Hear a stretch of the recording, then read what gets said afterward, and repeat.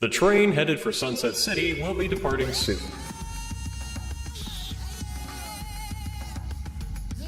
And that concludes our meeting on why we need to refrain from using slurs in our podcast. The notes will be available on our Google Drive, so if you guys want to check out the new policies we have in place, you know where to look. All in agreement? Fuck white people. I don't think I actually can be. Wayne, you as well? Oh, yeah, shoot. Sorry, I didn't know we were starting. I've been busy watching a video of baby seals getting clubbed. With all that horror... So it's like an average episode of Sunset City. Got it. With all that horror aside, hello everybody. Didn't see you there. And welcome to Sunset City, the podcast for the classic modern age. Classic and the modern classic age. modern age. We're doing an episode about Sonic and Knuckles, and he forgot the word "and." Seriously, This isn't the Sonic Generations episode, dude. Let's remember that we're only permitted a certain amount of ands in an episode. So, joining me today is on the far right, in many ways, Wayne.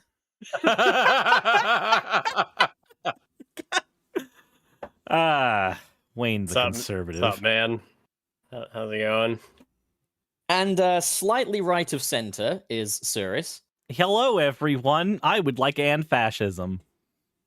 Okay, thank you for that. And slightly on the left, a little bit progressive here, is Nick. I'm an eco-terrorist. And then me, who is literally Antifa, Channel Pup. All right, now I've done that. Okay, I'll be taking my $5 now. Yeah, that's right, Pup. Fuck off. I have a slur. I keep reading slurs everywhere. Like I almost said a slurry voice. What? No, I just the tickle in the back of my throat that just started happening. Like we all just had breakfast. We had a great time, and then like for the last like 15 minutes, it's just been like tickle throat. Oh, that's driving me nuts. That's just me. I'm sorry. Yeah, when we meet in person, I'm gonna tickle your throat, dude. I'm gonna be like open wide. What does that mean, man? Dude, it's all wet in here. Ew. Oh my god. Why is there a whole live chicken in here? Oh my god. Why is Nick's throat like Hadrosity? So how have you boys been? Well, I mean, I was doing good until like maybe 2 minutes ago. I was doing fine up until the point where I woke up and realized, oh, right, I have to go run to McDonald's. It all started when I was born. I'm glad we're buddies. That McDonald's shit was, man, that really just wrecked everything in the morning, which is very fitting considering what McDonald's did to this game we're talking about today. Oh shit, you're right. Is that why we did this? Yeah, No. that's why we did originally. Because we were all talking about McDonald's after we got done recording. We're like, guys, let's have a McDonald's breakfast later. Like before our show. And then in my case, it's just a straight up McDonald's dinner thanks to time zones. I think my favorite thing about today so far has been this was supposed to bring us closer together, and I think I hate all of you more now. That was my favorite. Yeah, like we woke up and was like, this McDonald's thing was a bad idea, wasn't it? Yep. This is a terrible idea. Let's not do that again. So KFC next week? Yep. That sounds Hey, good. you know what? I'm down. Kentucky Fried Cucky. All right. So, Kentucky Fried As you know- Clicky. as you know, last week we had every intention of covering Sonic 3 and Knuckles, but due to time constraints, we just ended up with Sonic 3. How history repeats itself. So this week, we're going to be talking all about Sonic Spinball and why it is a great, follow-up to It Sonic has 3. the absolute best soundtrack of the entire Sonic series, especially the menu music. I listen to it when I the wake up. options menu. Yeah, no, but have Yeah. you heard? Someone did a version of it without the Tesla coils, and it's actually a fucking bop. I also listen. I actually really like the rest of that soundtrack. It's pretty good. I heard Yeah. someone combine that opening level theme with Bad by Michael Jackson, and it goes together really well. Sounds like they're fans of Michael Jackson. It goes together like Michael Jackson and a preteen boy. What? Goes together like Michael So Jackson anyway, and worms guys, because he's I dead. just wanted to say that all the super chats today are going towards the Muzzle Fund.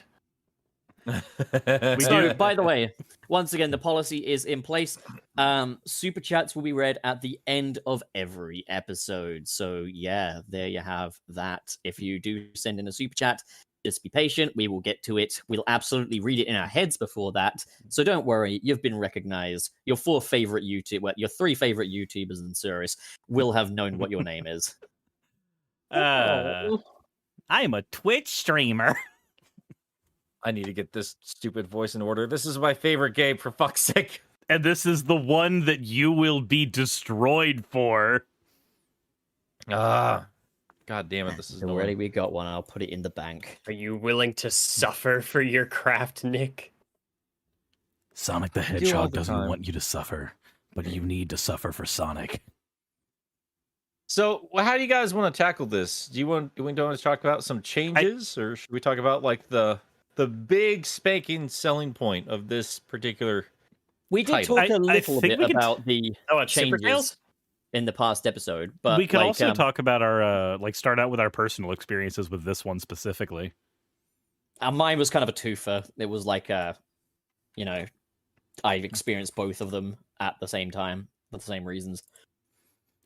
So I mean, I was there when this all happened. I distinctly remember them advertising Sonic and Knuckles, and yeah, they sold me on all of it. It looked awesome to me. The slick, minimalistic design was really sexy. Lock-on sounded just next level insane. Playing Knuckles was just, yeah, everything they advertised, I was excited for it, and it didn't let me down. So that was, I had that game before I had Sonic 3, as I've said 100 times. because you were I got renting Sonic Sonic 3. Yeah, it took me a long time to finally get all the Sonic games when I was a kid, but well worth the wait. So Wayne, what? Wayne, Wait, Well, mine was Wayne. kind of similar to No, I mean, I guess what I said. Huh? Can you hear me? Yeah, I was just saying. Oh. What would you do for a Klondike bar? Would you give me a little kiss? Would you give me a little kiss? So For a anyway, Klondike bar? yeah, my experience with anyway. Sonic 3 and Knuckles is very similar to what it was for or Sonic and Knuckles. Mostly like what I said last time for just Sonic 3 in general was as I tried it as a kid, mostly on the Sonic Mega Collection, but I didn't really get a chance to just play through Sonic and Knuckles, you know, or all the way through, or you know, let alone combined with Sonic 3 until just the last year. So it's still fairly fresh to me. That's okay. I'll keep yours in the fridge. I think for oddly enough, my experience with this game, aside from like when I first played it on Mega Collection and then realized that the lock-on tech was a thing because of the unlocking both games together with Mega Collection. Outside of that, though, I think my most vivid experience of this. Wow, I can't speak. It's not like I've got something stuck in my throat, but I think my most vivid experience with this game, oddly enough, was when I was working at Walmart and I had this game on my 3DS, or not, yeah, on my 3DS. I had a cartridge that had like a collection for Sonic games on it, and I cannot tell you the amount of times, like the distinct memory in my mind is being on the shitter for longer than I needed to because fuck working at Walmart while playing in Sonic and Knuckles and being in Lava Reef Zone. Like specifically Lava Reef Zone is the one thing that like comes to my mind when I try to remember this game. And it's always the memories of being on the toilet ignoring my work duties at Walmart. I don't know why, but that is the first thing that comes to mind every time. Because that's what Sonic would do. I'm going to speak to your manager. I actually do have a story, actually, of my first experience with Sonic and Knuckles. This would have been when I was younger, and this would have been like around 2009, 2010 time.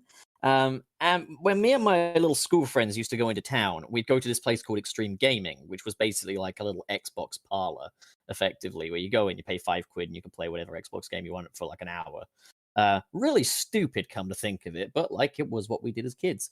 And I asked if they had Sonic 06 to play. And they said, no, but we have like the Ultimate Genesis collection.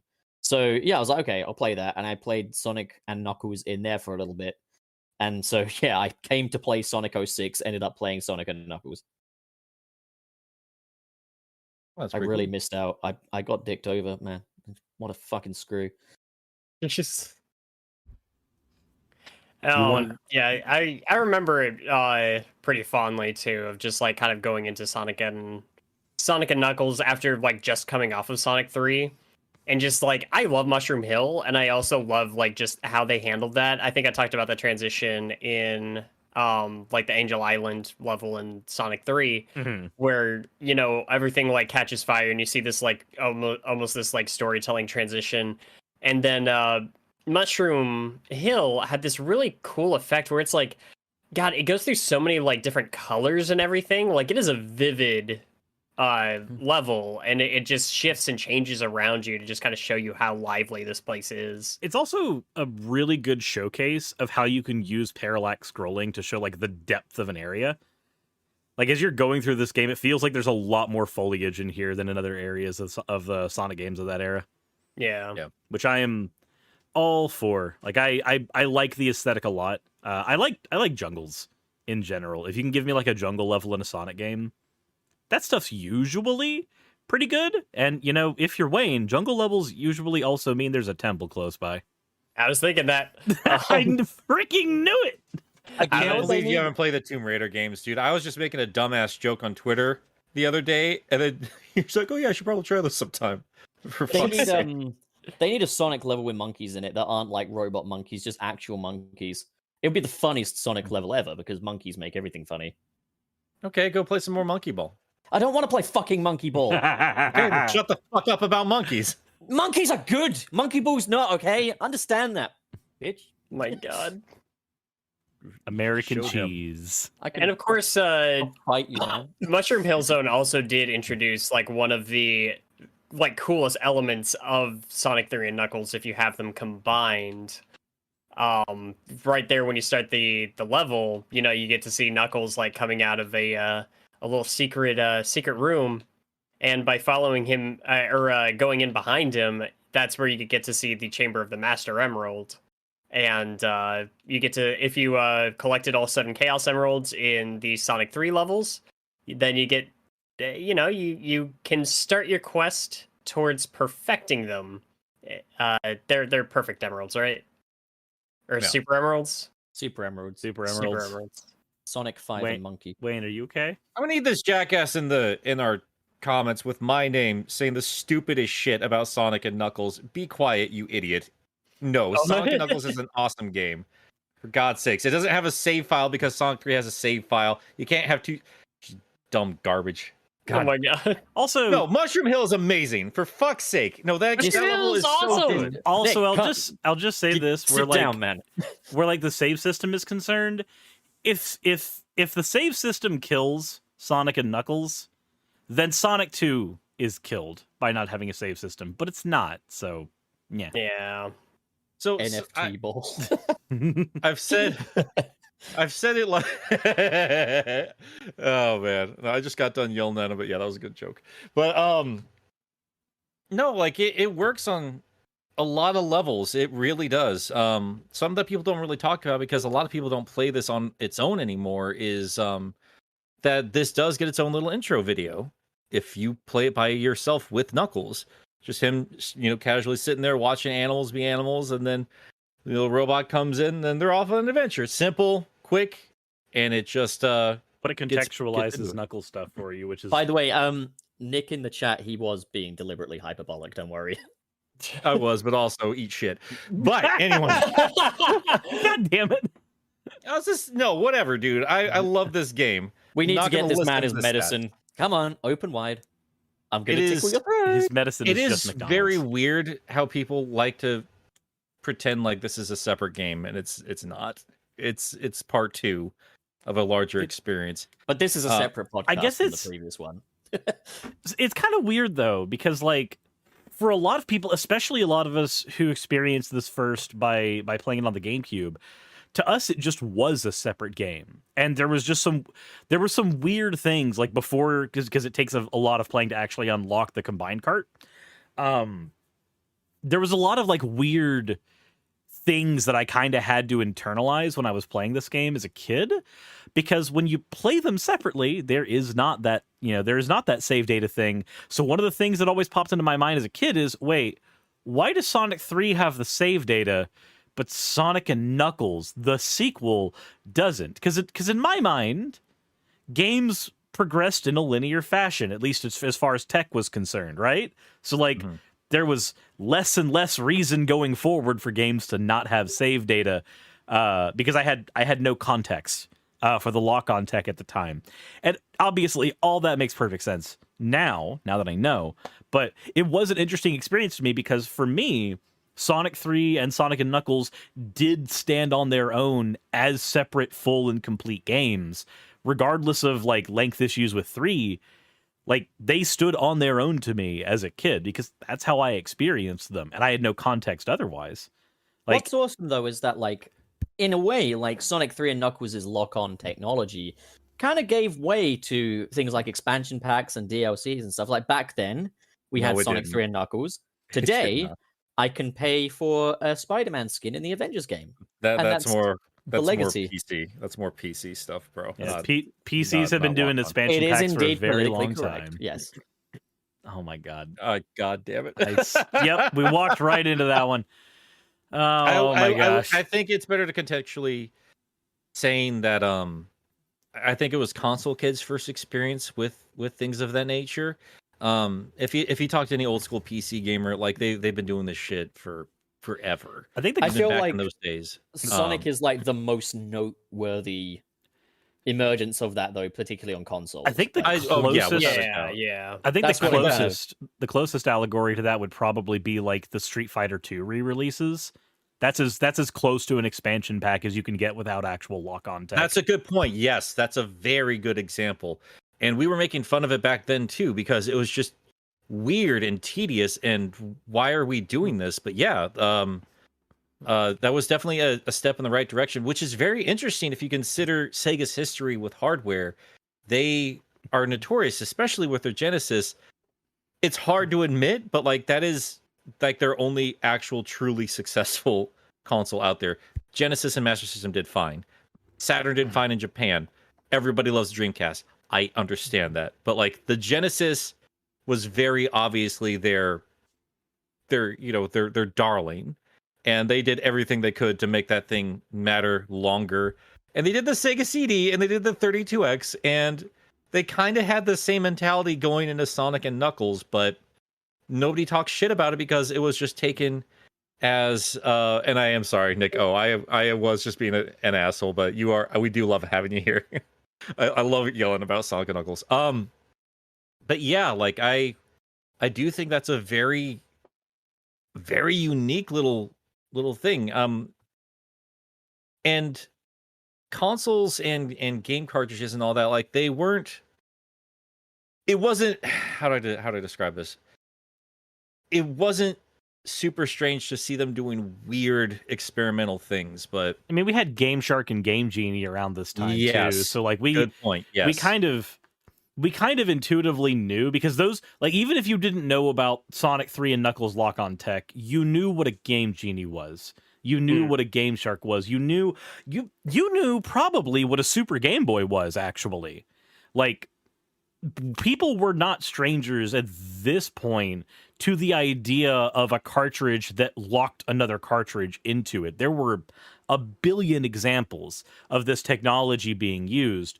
And I mean, hell, in the where Game Genie and Game Shark are concerned, these were ways of modifying games, not unlike what you would get with Sonic 3 and Knuckles. It's just a very specific kind of modification with this game. So I don't want to say it's not unique, because it is unique in the way it's executed, but it was certainly a tech that was ubiquitous to the time. And then that will not exist without McDonald's. That's the thing.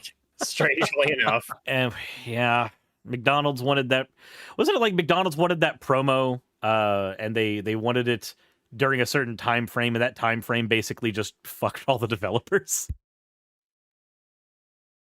Yeah. I fucking It's- hate McDonald's. I wonder if that at the time was just sort of like an ignorance to the way game development really works. No, it's not that. So here's the thing, because this is how crunch like culture still works today in game design. Yes, everybody who works in game design or works in marketing around game design knows the immense labor that goes into any particular project. Money doesn't care. True. I hate wording it that way, but it's not that a bunch of executives are like are uniquely naive to the struggles that labor has to go through to get a video game out there. It's more they don't care. I think that's definitely a part of it. There is still like even in that time period, like I'll tell you, when I was saying I wanted to go off to college to like learn how to animate and make games and everything, I had some older people in my life that were just like, oh, so he wants to go play video games for rest of his life and everything. And these people still think the extent of what a video game does and can be is Pac-Man. Like Yep. they just don't understand the medium. It is so. This is a tangent. This is not necessarily Sonic related, but it does pick up from what you were talking about. A very weird experience for me was having my stepdad, who's much older. He's about 60-ish now, playing Arkham Knight.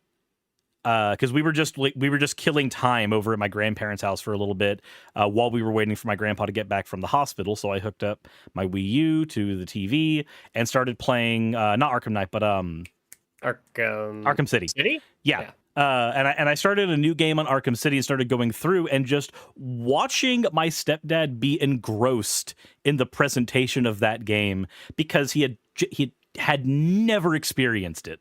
Had never experienced a video game that was not, 8-bit. Yeah. And just like seeing him go, this is basically just like a movie. I'm like, I mean, yes and no, but also yes.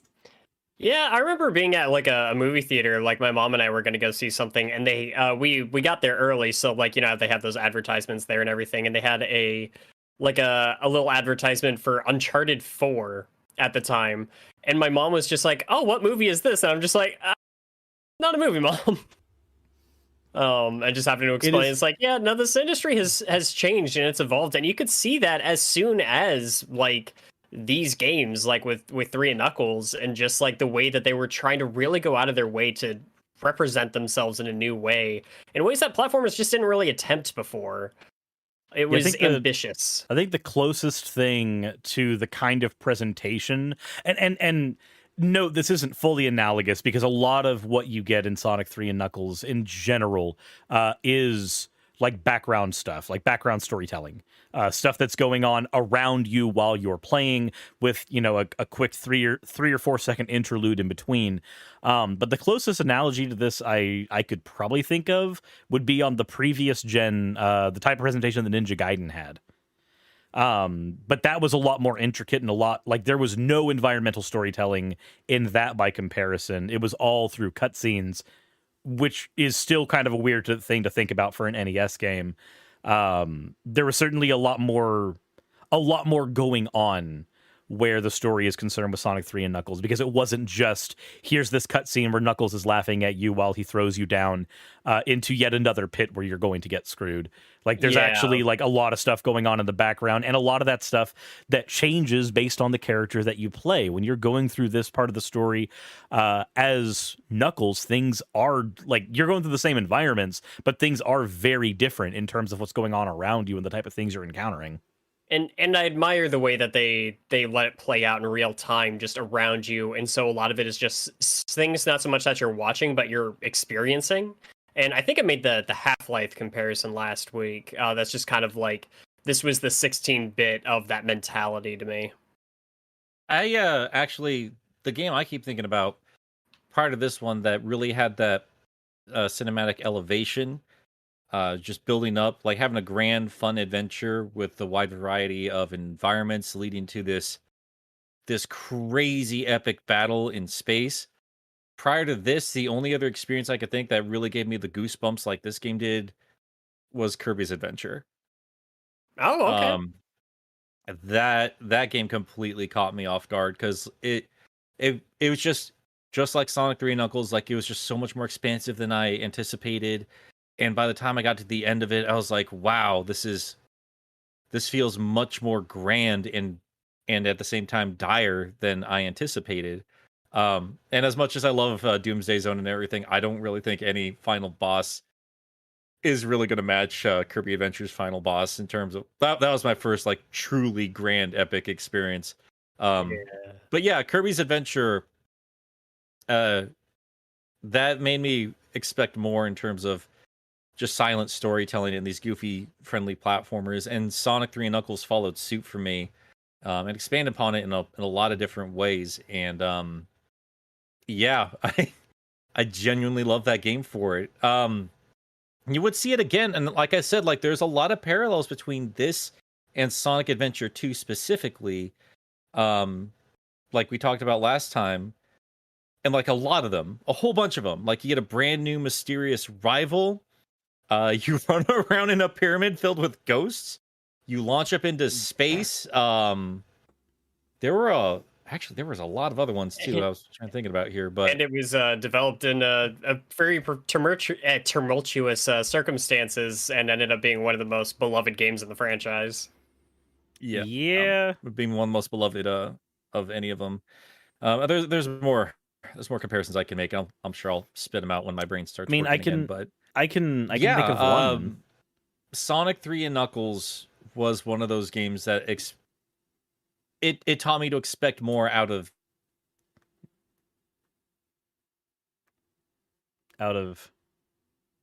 it taught you to expect more out of what? Did Nick die again? It's a mystery. I don't know what I'm supposed to expect. Nick, Maybe we need a poll. Zelda's my Nick. what? Zelda's my what? Okay, what does Nick expect more of? It's the he expects big more question. out of us. I think that's all. I think that's going to be the universal comment. Man, Expects I more expect out of more the from microphone. myself every day. No, really, where is he gone though? Man, I just get disappointed in myself every day. I wake up, I look in the mirror, and I go, "Oh God, you're still here." I wonder if this poor man's internet is just being ornery again. Oh, it's probably that's probably exactly what's happening. Damn narcissistic internet router. We are just Yeah. filling. my internet's going wonky on me, and now Oh, it's there on. you are, sir. I have a hard connection. What's going on here? I have I a, have a uh, hard I had connection with you a hard too. connection with Wayne last night, if you know what I'm saying. No! I literally I have my pants down and it's just crammed right into the computer. What more does it want from me? Look, Hold up, what?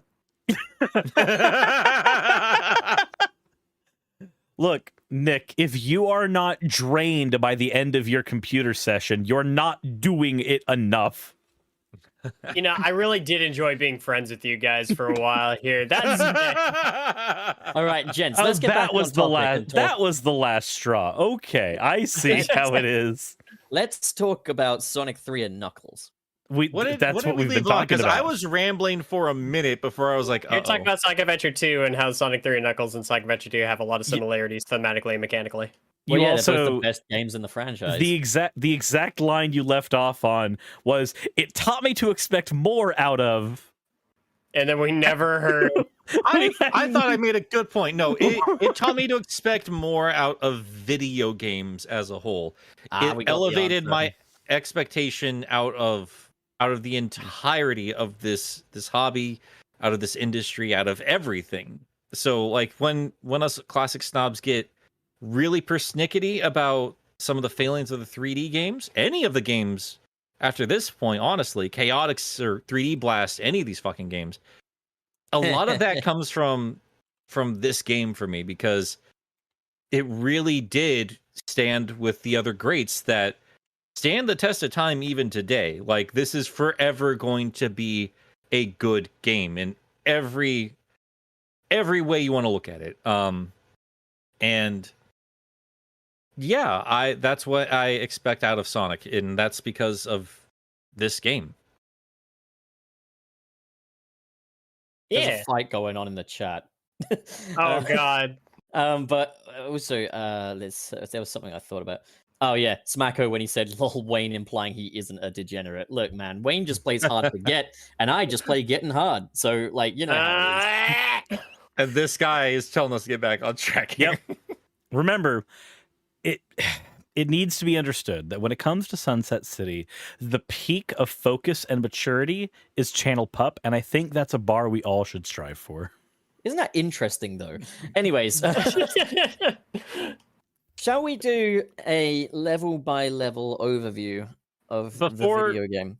No, before we do that, I think we should talk about the new playability that was Knuckles, like what he brought to the table. He did bring something that so for me, I experienced Sonic Adventure 2 before I experienced this game specifically. Like I experienced Sonic 1 and 2 before Adventure 2, but this one was after Adventure 2. So for me, when I played Knuckles in this game, I had already played Adventure 2 and Sonic Advance. So he played exactly as I expected him to, because I'd already experienced both 3D and 2D Knuckles. And his moveset here, outside of, not having the punches from Advance and Adventure, was pretty much exactly what I was looking for. Though there is one thing that he can do in this game that is very unique to him, that I didn't think about it in the way that I do now until your video on this game, Nick. But I always thought that he can punch through walls, therefore he can get to other areas on Angel Island. That's cool. But it wasn't until your video where I was like, oh, he knows where he can do this because this is his home. Like I didn't connect those dots until your video. Oh, you're welcome. I've always found it quite funny how Knuckles is a character that is entirely about his fists, but he can't actually punch in his debut game. Like, that would kind of fly up in the face of the overall game mechanic, but I've always found it quite funny. I thought about that too, especially as a kid. I always wanted him to punch, and then I played Sonic Advance, and that series, like, oh, yeah, there's no need for it. Yeah, it was because more you useful never in the 3D use games. it. Yeah. But it just turns out being a murder ball is way more effective. I mean, it has its uses in the adventure games, for sure, though. Yeah, it is. It feels like, granted, Sonic Advance definitely added those in just because it was made after Adventure, and it was made for Adventure fans to have a 2D Sonic with like that aesthetic and everything. But it certainly would have been probably a little more apt to have Knuckles be able to do that in his debut game. But to be fair, there is like the way that my little kid brain put it together was that, oh, he can't punch, but when he runs, his fists are like extended in front of him just ever so slightly. So like when you're burrowing past walls, it's his fists destroying them. It was like the way that my little kid brain went. It was like, oh yeah, he's got his fists in front. That's why he can do it. Like I was also the type of person that would make up any apologetic for why my PlayStation 1 characters only seem to have a triangle for a hand. I tried doing like several days walking around holding items that way and found it incredibly hard and went, I don't know why they're doing this. I mean, even if we couldn't put it into words, I think we understood that there were some limitations in what games could do.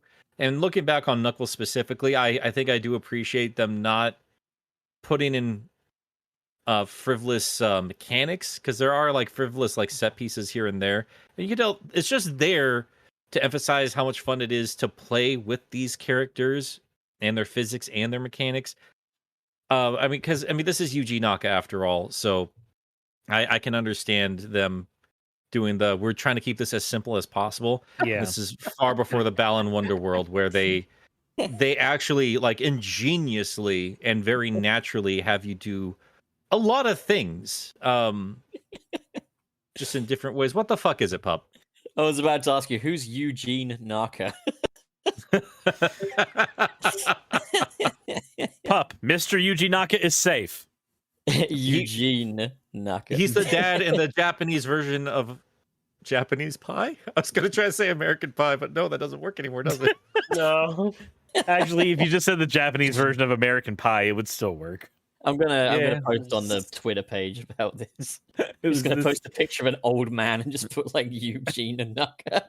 No, you gotta put Yuji Naka, but you have to put Eugene Levy's eyebrows on him. That's what you gotta do. No, that's too smart. Okay, this needs to be. This needs to be lowbrow humor of the pup variety. It's not lowbrow. It's just extreme. Big brow. Yuji's brows. Put them on there. No, I'm not gonna do that, Nick. You want to do that? You do it yourself. No, I'm But lazy. Who you're could the be one bothered? who's best at photoshopping. It's my meme. We're doing it my way. Hey, now I'm pretty okay at Photoshop. There, too late. It's out. I just don't do it often. Check the Sunset I City Twitter. prefer it when I get original Wayne drawings. I mean, that's what I paid you for. Oh to be shit! honest. Did you So for Knuckles- promote today. Did we? We did. Oh shit. Okay, I'm gonna What happened? podcast. We haven't promoted our show. There we In the go. meantime, because I will have to reset. Do I sound fine to you guys? You sound okay. You sound really fine. But Okay. You know who Good. sounds the You finest? sound like a Corny. friend I'd like to have. If You as sound long as okay. if I'm milking the dog with my voice, that means we're okay. So What the fuck? Nick speaks, and we immediately have to try to identify why the red rocket's there. there we go. Yes. That's quickly become my favorite Wayne reaction. I think. Wayne's most quotable lines are and oh. So speaking of red rockets, let's get back to the character that's head is Bro, full I of them. never, ever, under any circumstances, want to hear that segue come out of your face again. Speaking of red So- rocket, Speaking of Pup's penis, Knuckles. What I found so satisfying about this, and this was kind of like with Sonic 3 that you could finally fly with Tails. It was nice to like have that freedom with Tails. I didn't have a lot of fun like making it move though. With Knuckles, though? moving with Tails is tedious. But like the gliding and climbing with Knuckles just felt so unique and fun. Like it felt like a proper, I'd call it like an evolution from the core Sonic design, but it was definitely like a fun diversion from it. It's a lot like when you get when you're playing a game that's not supposed to have a lot of vertical movement and you activate the moon jump glitch in any game. It feels like that a little bit. What I So like I about really- it though is you'd think, you got three characters that overall run at a similar speed. We got one that can fly with his ass. We got one that can like fly through the sky with his knuckles. You'd think Sonic would be at a disadvantage, but the fact that Sonic can jump a lot higher than Knuckles can, at least, they found ways to kind of even the odds a little bit, I'm not I gonna lie. appreciate that as a kid because I definitely played Knuckles way more often as a kid. I was way too excited to play around with him. But yeah, I agree. Like going back now, yeah, they definitely kept Sonic in mind the whole way through, and I definitely appreciate that. I'm not gonna lie, I didn't even realize. So it wasn't through playing through Sonic 3 with Knuckles or playing through Sonic 3 and Knuckles like as the entire package or playing through Sonic and Knuckles. None of those had me identify the shortcomings of Knuckles' jump height. The thing that had me identify it was when I started playing as Knuckles in Sonic 2, Yeah, and I was in the water level. Oh, yeah. And when Oh, you're yeah. when you're fighting when you're fighting the boss of that level, and he's slamming the totem poles, and you're trying to jump on the arrows to actually hit him, it was at that moment where I'm like, hold on, something doesn't feel right. I know when I'm playing as Sonic, I can hit this guy. What the hell is going on? Like that moment, that is the exact point where I realized, oh, this guy's balanced differently. Yeah, I think that was a lot of us to be like, because you could like, there's like subtle things you might be reacting to subconsciously prior to that point, but yeah, that is definitely like the tipping point for a lot of us. Like, oh, okay, Yeah. I see the difference. Yeah, I'm with you there too. That was there for me too. Because like especially for me, the reason that was where I identified it the most, I think, is because, like, remember, I played Sonic 2 a lot before I ever owned the thing, but I didn't have that experience of Sonic 3 and Knuckles. I got that on the GameCube, so it was like the younger more small little kid part of my brain was like, this feels wrong. This does not feel like how it was when I was whatever age I was playing at my friend's house. Yeah. But it's I do, while it does feel when you're playing as Knuckles, it does feel like you can't get to the same spots as Tails. It does feel like it's a lot more fun to get to different areas as Tails. Not to mention, just in general, there's areas, especially in I know this is going to a thing we talked about in the previous episode. There's places, especially in Marble Garden, where playing as Knuckles just makes more sense because you can just get through parts of the environment that are dead ends for other characters.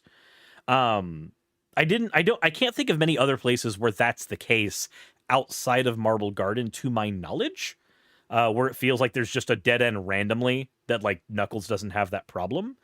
Yeah. But I think I think that's the only spot I'm thinking about. Yeah. But I think my biggest thing with Knuckles is that it does feel better when you're playing him, because when you're playing as Tails, it definitely feels like you're playing the quote easy mode of the game. Right. But it's also, there's nothing fun about flying by hammering the A button repeatedly to keep your altitude. You're just playing the helicopter game, but it's not fun when you're doing it. With Knuckles, at least, it feels like there's a little bit more thought that has to go into how you're navigating the environment. Because you go, oh, I want to get to this ledge, but there's a lip right under it, and I can't do anything there. So I need to get up this hill on the left-hand side so I can get just enough air so I can glide over here so that I can hit there and see if there's something up there. And there might not even be. But there's just that little bit of extra thought that goes into playing Knuckles that definitely makes him a lot more fun than Tails, despite him being a little more limited in his flight capabilities. But like it's all checks and balances, though, isn't it? Because Tails, yeah, I mean, you sacrifice a lot of that momentous speed with the ability to explore and full on avoid some obstacles through a lot of this playthrough.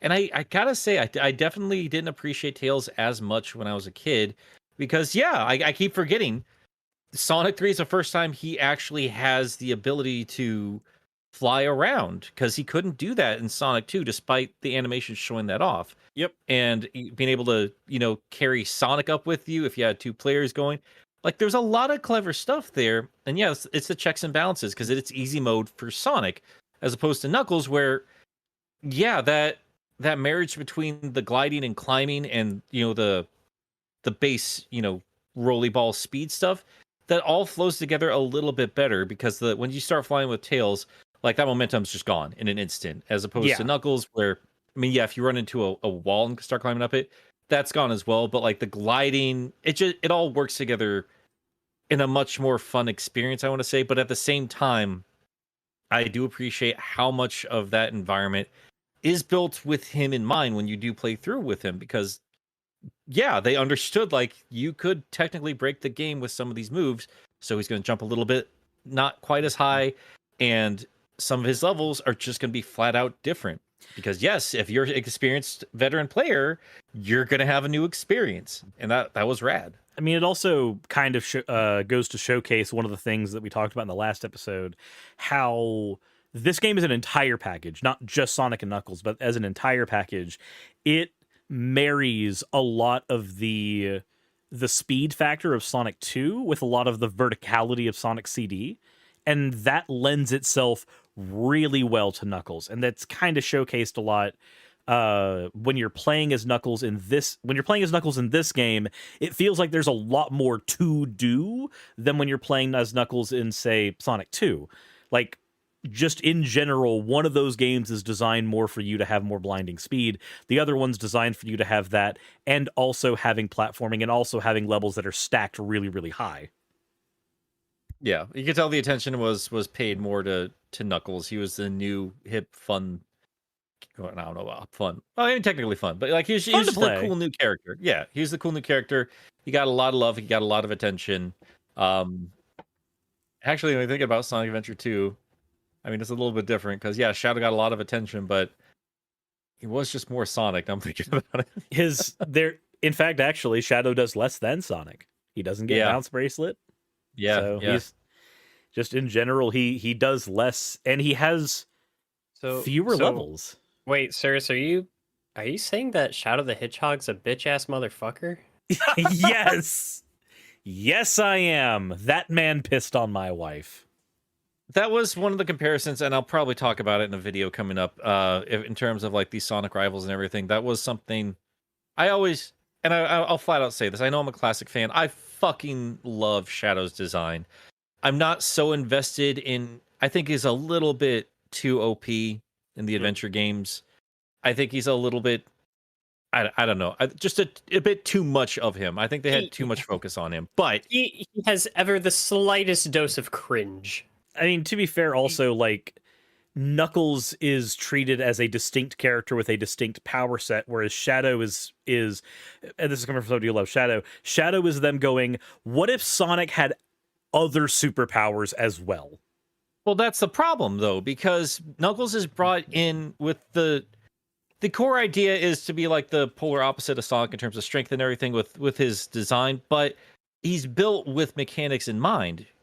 I don't see that with Shadow. Like, the first thing he literally does is the exact opposite of what Sonic does. He stops everything. Like, that's his power. We're going to stop everything. And Everyone it's a power you can't even use in the game unless you are in multiplayer, in which case Sonic gets it too. And Yeah, it's not exactly fun. And he's that's the thing, is that like Shadow is interchangeable with Sonic. You could play any Shadow level as Sonic in that game. However, there are Sonic levels that you could not get through as Shadow. Yeah, and it's and to be fair, this is not an intentional design thing, but it is weird that that's how Adventure 2 treats Shadow versus like how they would treat Shadow later.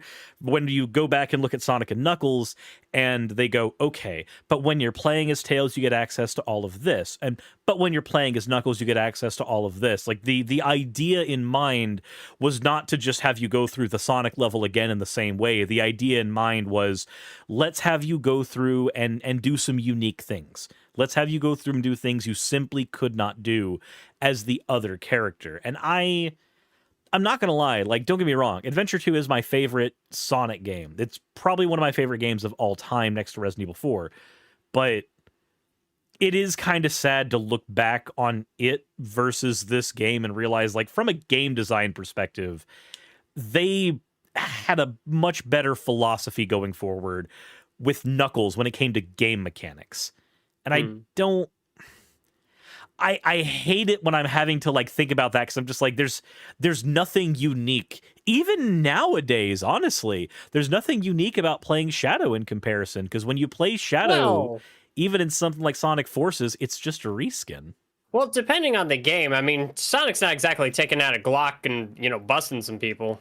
Yeah, that's what I was going to say. Like, the only unique mechanics Shadow's really brought to the table, I'd say, were in his game, and I would say it's a detriment to the overall core fundamentals of what these games are supposed to be. Again, I'm not trying to shit on Shadow here. This shouldn't be a Shadow podcast specifically. Yeah. I just bring him up in comparison to what I appreciate about Knuckles and the priorities of these developers, which was, this is a video game, and the priority needs to be game mechanics more than anything else. And that Knuckles is going to be screams that.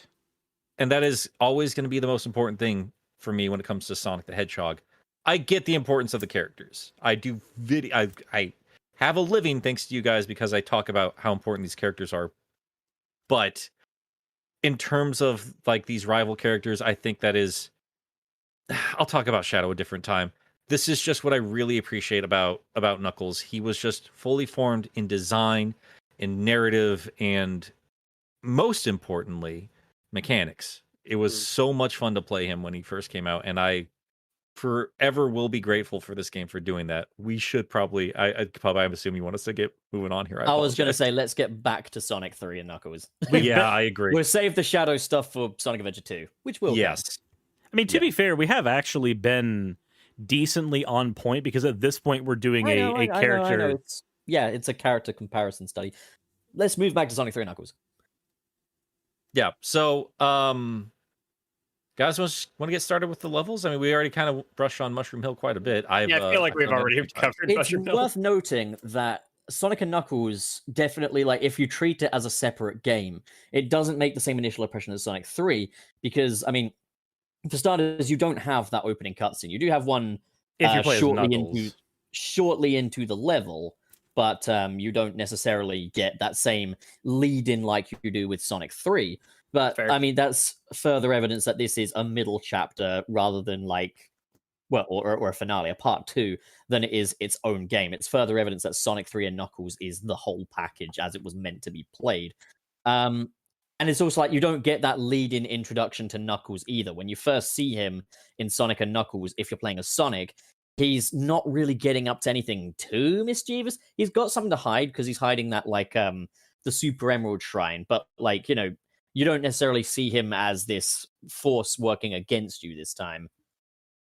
Well, I mean, There, Not there beginning. is a there is a tonal shift, but I feel like when you see the Chamber of the Master Emerald, there's kind of a different feeling of Knuckles and what his position in the story is. Now, that being said, I'm kind of influenced by the fact that I was already familiar with Knuckles and where he would end up with and what his dichotomy would be with the rest of the cast later on. Going into this, I had that retrospect to go off of. A newer player might not get that, but for me, it was just kind of like I felt a shift when you got to the and Knuckles levels, and then you see Knuckles there versus what I got from him seeing him in the earlier stuff. It Yeah. does. I kind of share the exact same experience where Wayne is concerned, because I played this game after having played Adventure 2 and after having like seen some of the stuff on Adventure 1, at least, you know, at that point. It did give me the perspective that like I was watching a character backstory for him more, like when I was playing through his stuff for Mushroom Hill, more than like this being a new unique experience for me, because it's I experienced them in the reverse order than when they were intended. But I think where Mushroom Hill is concerned, we did talk about that a lot. I do have to say there is one mechanic in this level that I'm not a huge fan of, and it's the kind of like not seesaw, but the pulley mechanic. The pulleys. Yeah, I'm not a huge fan of these things. I'm going to be perfectly honest. I feel like anytime you do them, you just kind of come to a stop. Yeah, I said that last week, I think, when I said that I don't think Mushroom Hill is quite as good of an opener as Angel Island. At the same time, I'd say it's more of a mechanically functional level than Angel Island feels more like a playable cutscene in a way. And I'm not saying that in a bad way. I'm saying that more in like reference to it feels much more plot sensitive than what we have with Mushroom Hill, which feels more like a Sonic level, if you get me. Like it feels more like something you're going it's more through with mechanical. challenges along the way. Yeah. And that makes sense, Yeah. though. Yeah, and I've come to praise like this stuff in Mushroom Hill specifically because I think it functions like Green Hill does in different ways, where there's just a lot of stuff here that is like a literal playground. Like you're just kind of here to experiment with the environment in different ways. Some of it's a little needless, but I don't really think they built this with like a speedrunner in mind. I really do think they took a step back from how zippy the like Sonic 2 was, just so help the player realize like, yeah, you just have fun here, just stick around here before you get to the end. Like, no, there's no crazy rush. You got 10 minutes, you're fine. It feels like it definitely feels like this is the part where the narrative kind of just takes a break for a second. It's just like, here's your breather. Yeah, like it's like a breather after launch base. But another thing I will say, to the credit of this as a 2-part game, as like 2 split parts and everything, it doesn't have any stupid fucking difficulty spikes like Sonic 2 had, for example. So like if Sonic 3's launch base zone had been as absurd of a difficulty spike as like Metropolis or fucking Sky, whatever the fuck it was, like yeah, you'd have a bit of a problem going from that to this, or it's like a breather kind of thing. But it's like, imagine if they followed that difficulty up, because Sonic games, or any game, it tends to get a little more difficult as it goes along. With Sonic 3 and Knuckles, it feels like there's new challenges constantly approaching, but they don't feel like they're ramping it up too much in difficulty. It still feels like there's a really strong sense of progression between each level in these 2 games. Yeah, I've got mixed feelings about the overall difficulty when it comes to this, because yeah, like the general idea is things become more challenging the more you carry on with your adventure. Sonic and Knuckles does not do that. You have like, I could describe it kind of like a bridge, like the Golden Gate Bridge, where you got like peaks and then valleys and things of that nature. Because I'd say like the most challenging portions of Sonic 3 would be Marble Garden and then portions of Act 2 of Carnival Night. And then the most challenging sections of again, this is just my personal experience with it. The most challenging sections of Sonic and Knuckles was the Sandopolis before you really understand how that world functions. Because your first time through it, even first couple times through it, is insanely stressful. Especially if you started with Knuckles. That you have to get your head around. But it's like Knuckles is kind of the hard mode, and like Tails is like the easy mode.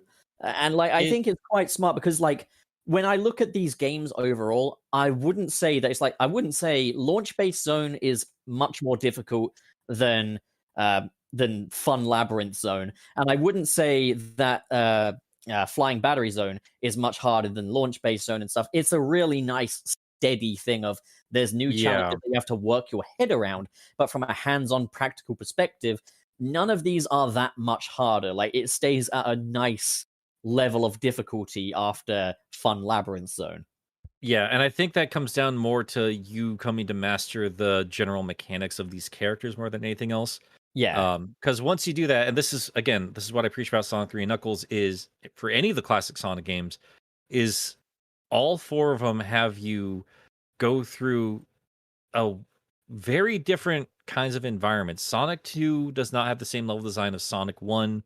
And while I've compared Sonic 1 and Sonic CD, that's still vastly different in terms of what you're supposed to do the general goals are still the same, but the time travel, the general layout, it's all different, but you're all still, they've not really changed the mechanics since game 1. And all you're doing at this point is just going through different jungle gyms and testing your abilities in different ways. And I love that about these games. It's also like, let's say that they did the same thing with Sonic 2. Let's say that Sonic 2 was split into 2 games. So you've got Sonic 2 and Sonic and Tails, and you mix Sonic 2 and Tails. But like, let's say like Sonic and Tails starts at like just like Oil Ocean or something.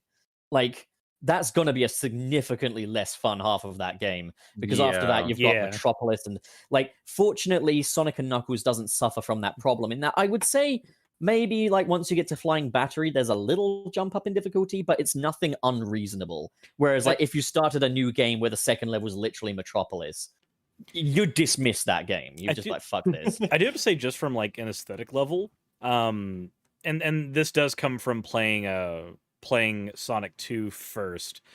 I do like the transition from here's your like really green, really nice first, quote quote first level, because to me this was a standalone game at first. Right. To Flying Battery Zone, which to me felt like this game's version of Chemical Plant, in terms of like, okay, so you've gone from the really nice outdoorsy green level, and now you are sitting in the middle of an Eggman base. Congratulations, you're now here. This is a little sooner than you thought it was going to be, but don't worry, you won't have any nightmares about purple liquid here. I did actually appreciate that. In it, is there? There's no water in the second half. This is one of the few levels with no water. That's interesting, because like Sonic 3, I think every level has a little water in it. Whereas except for Marble Garden. Knuckles, yeah, except for Marble Garden. Whereas like you move into Sonic and Knuckles, and there's no water whatsoever to be found. Right. There's lava. There's sand. What I thought was kind of brilliant, I mean, I think Ice Cap would kind of go against what I was about to say, which was like, I feel like they're just changing the environments enough. Like, well, maybe you're just getting a little bit more elevated on the island. Like, well, I mean, how much more elevated can you be when you're on fucking Ice Cap? So never mind that particular notion. But I do appreciate that. Like, yeah, like I will argue forever that this is all one big game. But I do appreciate there are some different like design for these levels in terms of if you're going to consider them a package. And yeah, water is a heavy emphasis in part 1, and then the bubble shield is just kind of useless in part 2. I mean, it's 6.2 out of 10. Too much water. It's also just nice to have like a breather, actually. Like if you look at it as one game, like after Launch Base, you've got I've always considered that. Yeah. Mushroom Hill, and it's nice to take a breather after the intensity. Like it's mainly story intensity, because I would not say that Launch Base is a particularly difficult stage. But like, Yeah. as far as story's concerned, and as well as that having 3 bosses, or if you play it as Sonic 3 and Knuckles, it's only got 2 bosses. I'm going to say this, they could have afforded Well- to keep Big Arm in there. Yeah, but I mean, if you are playing with Knuckles. Knuckles, it is Yeah. you're It's not back the to same hard though. mode. It's also harder with Knuckles because he doesn't have the insta shield. You can glide him though. Yeah, but that's if you're careful. harder. It does like, take if- precision. Yeah. You're right. Yeah. You're right. It takes precision.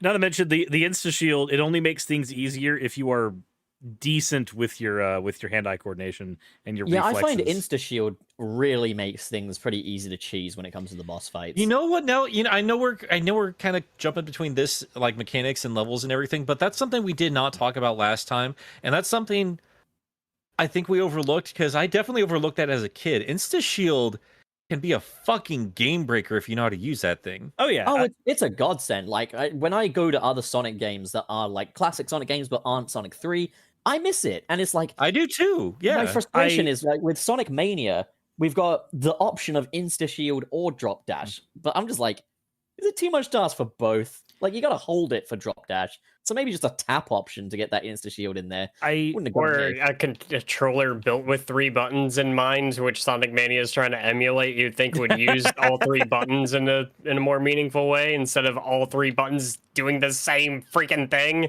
Wait, yeah. who let you back on the train? What? But like I will say where the insta shield's concerned, my first time with it was still Sonic Advance, so like I had that idea in my head of like, oh, enemies with spikes are just insta shield puzzles.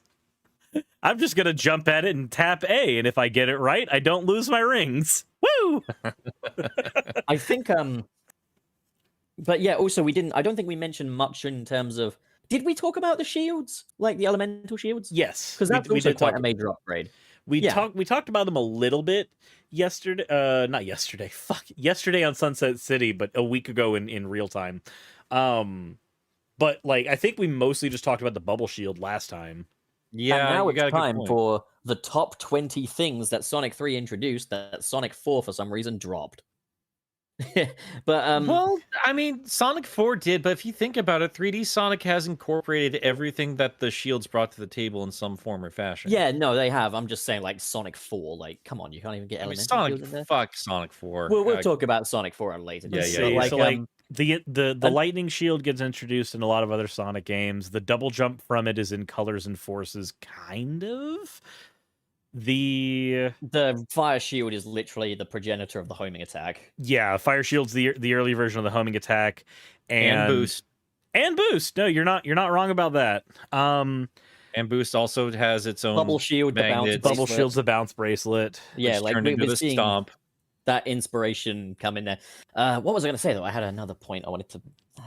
Also level transitions, the transitions between levels, the way I don't think we talked about how the gold plate comes falling down. You can get bonuses out of it. That was a really nice upgrade. Oh yeah, I'm I'm gonna be I- honest. I'm gonna be honest. It's like satisfying, but like when I was a kid, I always wanted to see more of Sonic's speed incorporated with the endings. There's like in my brain, I'd be like, wow, would it be cool if he ran past a building and there was like a big robotic sign, but like his speed, like forced the sign to come off and under it was like some Sonic graffiti? That'd be pretty sick. I mean, you could do that. That would work quite well. I mean, I'm surprised But- we didn't get any of that. Okay, now I'm angry. Hold on, Nick. You just hear Jet Set Radio music playing. You just explained something that could have been used for literally any environmental storytelling in Sonic Forces, and it was never fucking used. That whole Holy game, shit, that would have been way better. Yeah. that yeah, whole 'cause what they game. had there was where- the equivalent to like the gold plate, and it goes from an Eggman face to a resistance logo. But like, yeah, they could've- Oh, that's done that would have been other ways. awesome. like think about it. The whole aesthetic of that game is like workers' rights propaganda from Russia. The whole thing. yeah. Is You're that- right. Yeah. So All just right. like having pull the it- graffiti. Come on. We'll pull it back. We had the F word now for the episode. That's great. But I also really liked how rather than fade to black, the level would pick up where the previous act left off. Yeah. It makes Yeah. it feel bigger. I love that about it. It also makes it feel like your progress from the previous level carries over, because like if you do get that bonus shield from the goalpost, you get to carry that over into the next act, and that it makes it feel like what you did in the last act actually matters a lot. Also, bonus stages were a fun, literal bonus. I Like, do think it's funny that people apparently had issues with the that like magnetism mechanic in Sonic Mania, and yet that was literally used back It in was the easy as bonus pie. stages here. But it's My like I talked about it before in a video, but like that really surprisingly threw me off as a kid for a long time. A lot of this stuff did. I think a lot of us it's who meant to be a special stage if you're going into it with like Sonic 2 logic. Like, well, like a lot of it is I mean, yeah, part of that is trying to figure it out, but I think a lot of us also kind of just overlook a lot of that because we don't really need any of that stuff anymore. We don't really need to bother with the continues or extra lives or a whole lot because, like, all right, yeah, I'm gonna sit down and play Sonic 3 Knuckles and I'll have it done, in a couple hours. Like when you're a kid, like that stuff becomes very, very important, and I appreciate like how much effort went into all of the different bonus stages, like the pinball one, not pinball. I'm sorry, what is that stupid thing? I have one right the behind me, a gumball literal machine. gumball machine. I That love was that really one. clever. I That was love my it. Everyone favorite loves one. that. How every single yeah. time you knock it down a notch, and it's like, here's a new bonus, here's a new one. But then there's Sonic and Knuckles reintroduces the Sonic 1 style of special stage with some casino night mechanics in there as well, which I thought was really cool and a nice way of bringing that style of special stage back. Hey, actually, instead of just typing this in, I'm just going to answer this real quick. And I apologize because I know we have super chats to really pick apart here. This is a quick question. I want to go round table here real quick for people. Yeah. Smoothie was asking how you should play this. Should you play Sonic 3 by itself first or Sonic 3 and Knuckles? I'd say Sonic 3 and Knuckles at this point, honestly. Yeah. I You're mean, getting the- you're getting the there's not a full reason experience. not to. Yeah. Like that's how it was meant to be played. That's effectively like your director's cut, if you will. So like Yeah, I think the best way is like you play it as Sonic 3 and Knuckles, and if you really enjoyed it, then play the two pieces separately so you can play it kind of how a lot of us experienced it first. But you do that as a novelty after you've played the full game. Right. I think yeah. like the most intriguing one to play separate is Sonic 3, just because it has its own little mid-game ending, effectively. Yeah. And you get the different musical cues as well, which I do like better. But like yeah, like the big epic moments are in part 2 though, and that's gonna yeah, like I like how the ending of Sonic 3 is just like, well, that's that. Just kind of jumps at the screen. Like you might as well have Sonic jump at the screen, and the text comes up and says, "Well, that's it then." I also gotta say that was like the saddest looking fucking like Sonic end screen I've ever seen. It's so funny. There's no build up to it. It's like, No, yeah. Here's that part where he jumps at the screen as per tradition. and like the lamest looking Super Sonic out of all of them too. Yeah, he's just got his little thumb up. He's just like, yay. I gotta say, as much as I love Sonic 3 and Knuckles ending, the anime ass Sonic 2 Super Sonic like blasting at the screen with his quills just flapping. That's my favorite of all the renders. I like the dolphins. If you get the proper ending of Sonic 3 and Knuckles, you get little dolphins following them. But okay, let's talk a little bit about Flying Battery Zone. Sure. It's a zone, all right. Like I don't think it's special, this one. I like that you can see kind of like the animal capsules. I like that there's a little lore to it in that the animal capsules are in there and you jump on some of them and they produce enemies instead. And I think one of the bosses is literally one of those capsules as well. Yep. They did some cool things with that, but overall I'm like, okay, it's all right. It's a zone. I saw it as a reinterpretation of Wing Fortress. God, yeah, thank you. Wing Fortress Zone. I saw it too. Yeah, which just wasn't as bullshitty as that level could be. Oh, it's better, yeah. Yeah. I thought it was fun. I had a lot of fun energy, a lot of chemical plant vibes as well. If you're playing it as Sonic and Knuckles on its own, just that drastic shift in the environment. And yeah, I really did like that. It just felt like the kind of the behind the scenes of Robotnik's Empire, like how things worked. Like we didn't see a whole lot of that. Now I'm thinking about it. I kind of want to figure out what those fucking monitors are from. Very quick tangent as well. I think Flying Battery is one of the few zones that the original game did better than the Mania version. A lot 'Cause of I people feel- argue differently. Relaxalax did a video comparing the two of them about what they did differently. I'll have to admit, I don't remember Mania's quite as well currently. So I can't Mania's make that doesn't comparison. seem to have quite as much of the behind the scenes of Robotnik's schemes to it, like Well, maybe. But I kind of like that it seems to be the same airship that bombed Angel Island. Is like you're going aboard that as well. Like, I don't know, Yeah, it that's feels a like good point. No, that's something I thought about as a kid. You're completely right there. That would have been really cool if they did more with that. It looks like the same thing, and that would make sense too, because that was originally going to be earlier on in Sonic 3.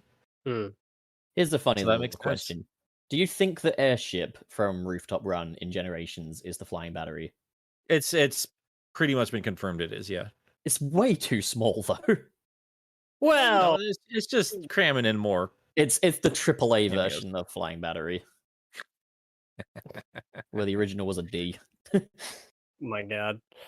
Yeah. I had a point.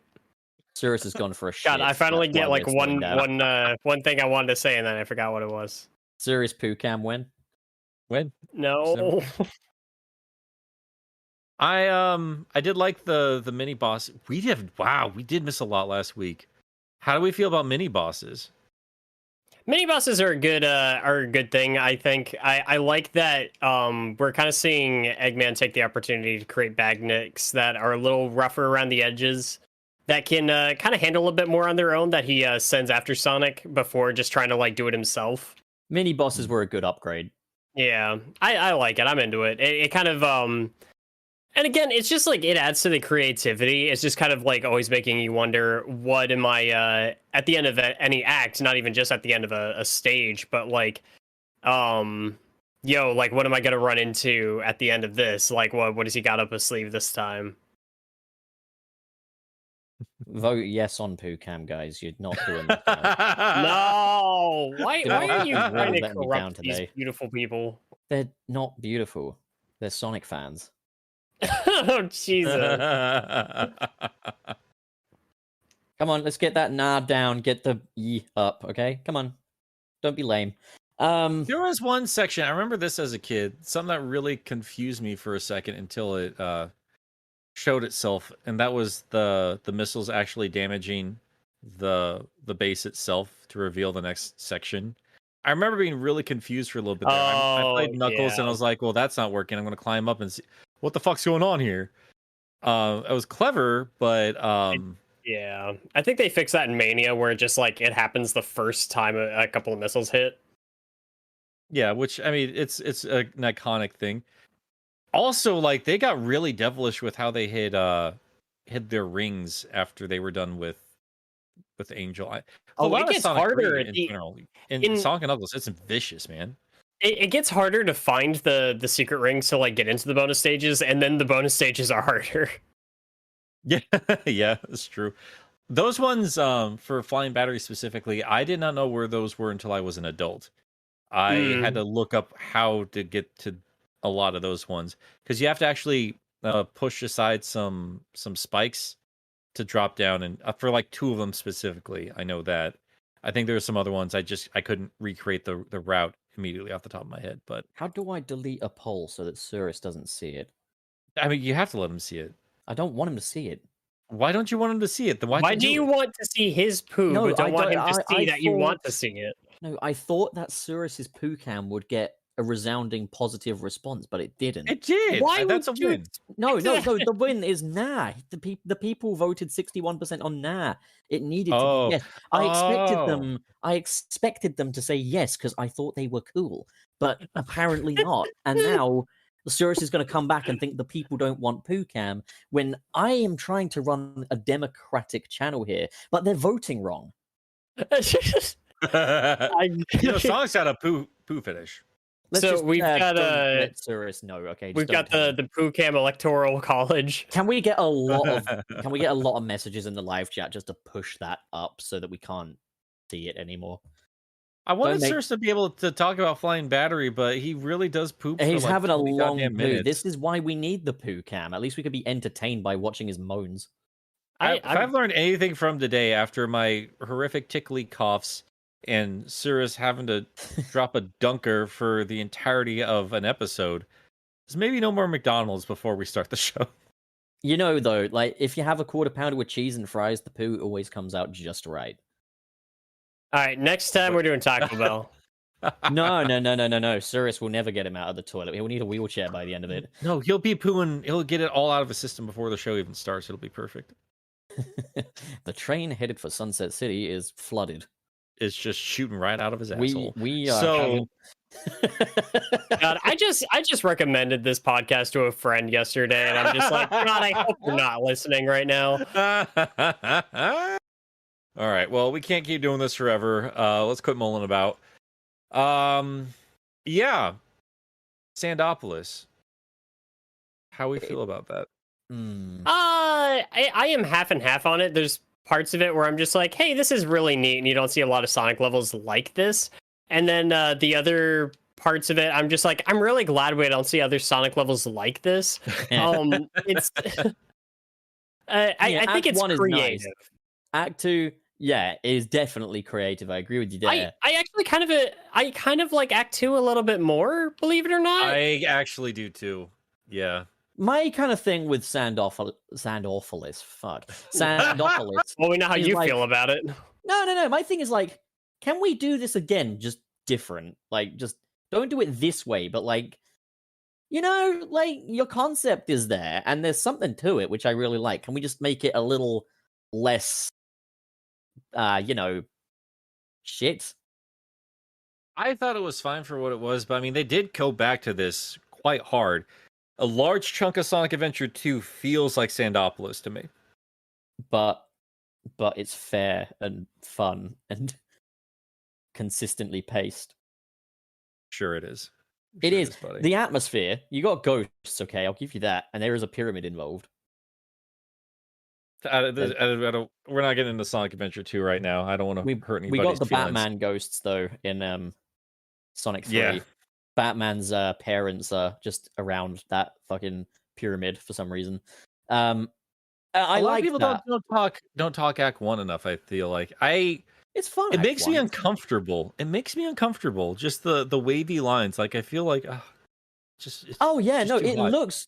I remember looking at Act 1 thinking, oh boy, I'm in for an interesting experience here. And then playing through it like, well, this is all very fair. This is all fine. The boss fight was also pretty cool. And then when I got to Act 2, I was like, oh, this is why people don't like this. Because it's one of those things where it's like Labyrinth Zone, but slightly better. But it's like they were like, this is Labyrinth 2. And not the fun Labyrinth that we had in Sonic 3. No. This is Sonic 1's Labyrinth, but like different and better, but still not nice. Its soundtrack for that level is so very fitting and one I never want to listen to like on my own time. But then you go over to like Team Sonic Racing and like that remix is Oh, just yeah. It's like we're amazing. celebrating that infamous fucking area. Like, we need more like Sonic. No, we don't actually. But like, if we're gonna have any more Sonic historical celebrations, we need a little bit more Labyrinth representation. I don't think I mind can them do going without back. that. I'm fine with it. Well, no, like what I liked about early Sonic and whatever my misgivings of Sonic Adventure 2 aside, I do appreciate them, especially like I think about Ice Cap and just all the pyramid shit that they've used going forward. Also, I like look them who's going back to these themes. Yeah, he said that. It's and making the he who McDonald's poos. jokes we made. We already Okay. made the McDonald's jokes on air for you, sirs. Don't even worry about it. Oh, Yeah. cool. Got it. They know you were taking a shit. But I like that they go Thanks, back to guys. these themes and ideas, like this puzzly, trap-ridden ancient tomb, and they don't just abandon it because people whined about it from Sonic and Knuckles. I like that they keep going back to these ideas and kind of improve. Sure, I'll give you improving occasionally, Pup here, but going back and trying them out in different ways. So yeah, I I'm don't not hate averse. Sandopolis. I'm not averse to them trying the idea again. I'll put it that way. Yeah, and there are fun concepts there. I like, hey, trigger this sands to start falling, so that like it's kind of like an auto scroll where you have to keep in pace with like the place filling up with sand as you're running through it. I like the light Yeah. and dark mechanic. It kind of gives you something to keep an eye out for throughout the whole level. And if you're paying enough attention, like you shouldn't have too much trouble with it, but it kind of still keeps you on your toes. I feel like the light You're and dark gonna mechanic is. die. Part 1, yeah, your first time through, you're gonna die. I feel like the Something light. I was Sorry, go on. So I was Sorry, gonna say, grocers. I just feel like the light and dark mechanic, as neat as it is, I think that it literally is just a retooled version of the breath mechanic for underwater. Yeah. It's the exact same mechanic, but we're not moving slowly, and we're looking for an item that is a little more visible than bubbles. And the music it's- is less anxiety-inducing because it doesn't have a drowning music. Yeah. It still gives you a clever kind of anxiety. Like this, I mean, Sonic and Knuckles does not have any water in it, but they put all of that anxiety into this one level. That being said, though, if you miss the countdown, the ghosts aren't that hard to deal with. That's Please true. It's not actually. an the instant don't kill. It ask just spirits. Something I also What? kind of wanted to. What? We're all just talking over each other. Wayne, what did you say? Said, please don't eat my ass, spirits. Oh, don't All right, worry. Bob, have your pub turn. for that. That's what I'm here for. But so basically, what I was going to kind of say is like where I think Sandopolis gets it right, where Labyrinth didn't, is like if you, especially also if you look at Marble Garden, which is my least favorite in Sonic 3. Those might be my least favorite levels, but they remember one thing, and that's to have lots of slopes and hills for Sonic to actually make use of his speed. You don't have that in levels like Labyrinth, except Act 3, but again, there's water, so you're not even in control of your speed there. Like, they do at least incorporate speed-related gameplay into it. It's got a good balance, which I do appreciate. Yeah, like, Sandopolis is my least favorite of Sonic and Knuckles, and if you put Sonic 3 and Knuckles together, then it's my least favorite there as well. But I really do respect what they were going for, and I do think it is an upgrade on the Labyrinth Zone concept. But I think the biggest thing with it is the time over screen. Like, that is what bugs me the most. Because it really is the definition of a labyrinth, you know? There's a specific way out of this. And it's quite tricky to pinpoint. Yeah, I can understand everybody being frustrated with it. I definitely had those frustrations as a kid. Also, If you're not if you're gonna doing this on Sonic and Knuckles standalone, it's a lot worse, because Sonic and Knuckles doesn't have a save feature by itself. Yeah, That's very true. Yeah, I will say this though, like if there's not going to be a save feature, I do appreciate that this level is number 3 and not like further down the line. Like I feel like this would have gotten Metropolis levels of hate if it was pushed towards the end of the adventure as opposed to where it is currently. Get it out of the way quickly. Do you think the reason for not having a save feature in Sonic and Knuckles might have been something to do with compatibility with Sonic 3? Maybe if they had a save 100%. Easily. 100%. So what if they did a re-release called Sonic and Knuckles and Save? Sonic and Knuckles and save. For those that didn't buy Sonic 3. I mean, yeah, that's called the Sonic's Ultimate Genesis Collection. That's You're not called, supposed to answer me with these Sonic things. and They're Get Good. rhetorical. They're fucking rhetorical. Well, I hate that I rhetorical gave you a anymore. rhetorical answer. I know this is kind of a little off topic. I am so unbelievably furious that fucking collection doesn't allow you to combine the games. Which one? The Genesis one? Yeah, Sonic's Ultimate Genesis Collection, the 360 PS3. Oh, right. Yeah. Yep. Well, fingers crossed that Sonic Origins will make it right. And I think they will. I think Oh, they they said will, they will, yeah. weren't they? I mean, I'm glad the Steam version at least gives you the option. Yeah, and the then Steam if you version get, combines like, them. If you get like the Nintendo Switch or like PS4 Genesis Classic Collection, you don't even get Sonic 3 or Sonic and Knuckles. That's the worst version of it. I think we should probably talk about that stuff a little bit later on in the episode. But Collections. just going back to the levels itself, because we don't have too much to go through, but this is where things really start picking up. I really love Lava Reef. I really do really too. Oh, love Lava it. Reef It's is especially so cool. awesome I love from the- like a storytelling perspective. I also love the background music of Act 2. Yeah, That transition between Act 1 and Act 2 is something truly special. it's something. And it's still like a daunting part 1 and 2.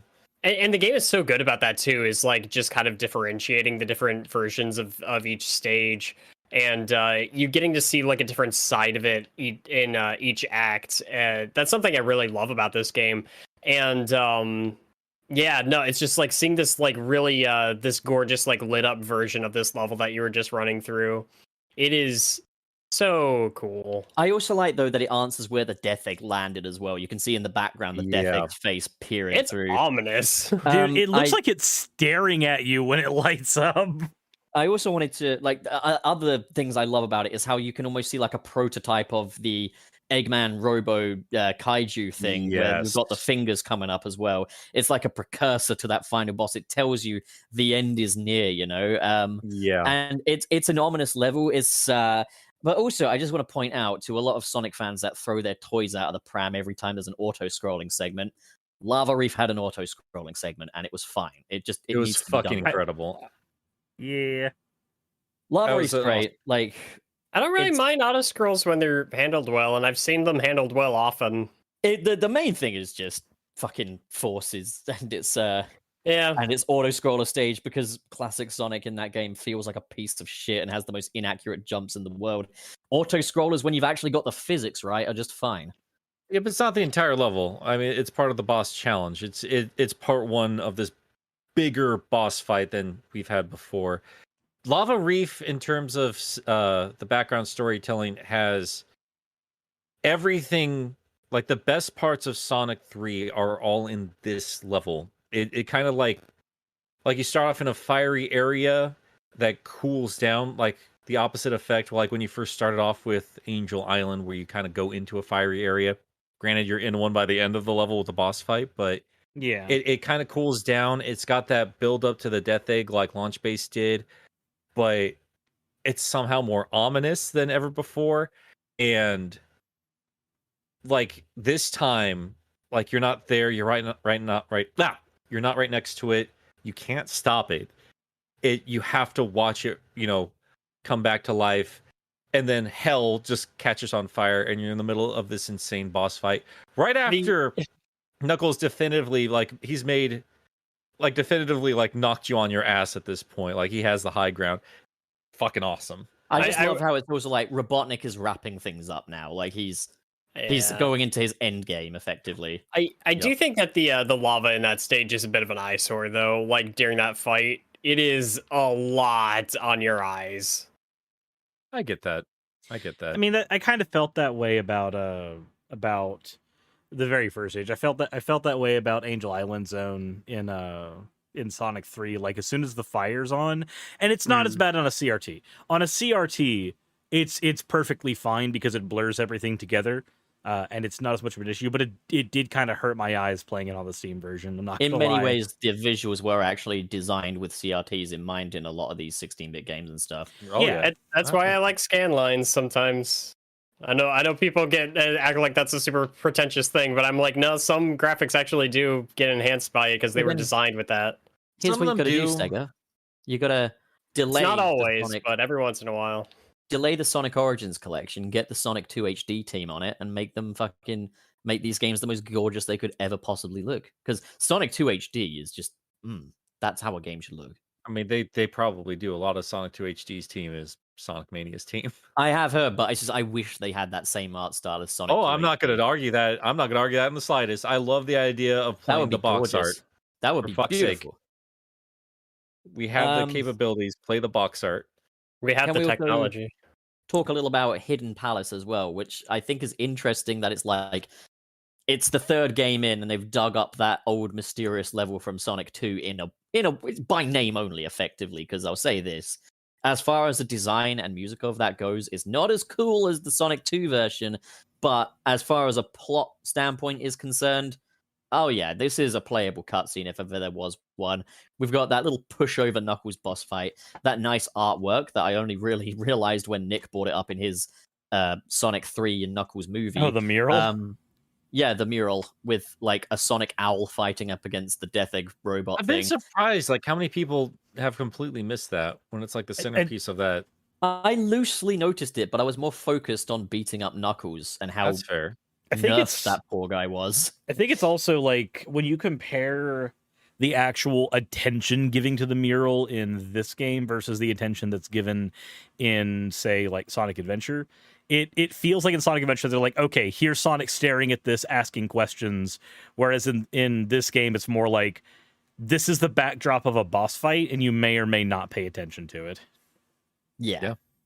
I also just love that this is also the turning point for Knuckles as well. Like the story related stuff of just the three of them chasing down Dr. Robotnik now kind of united as like a team. I love that. That's a historical moment in the Sonic series. I like that little moment where they kind of fall down there, and before anything else happens, you just kind of see Knuckles like go. He kind of separates himself from Sonic and Tails for just a split second, and you just kind of see him looking at the ground, thinking.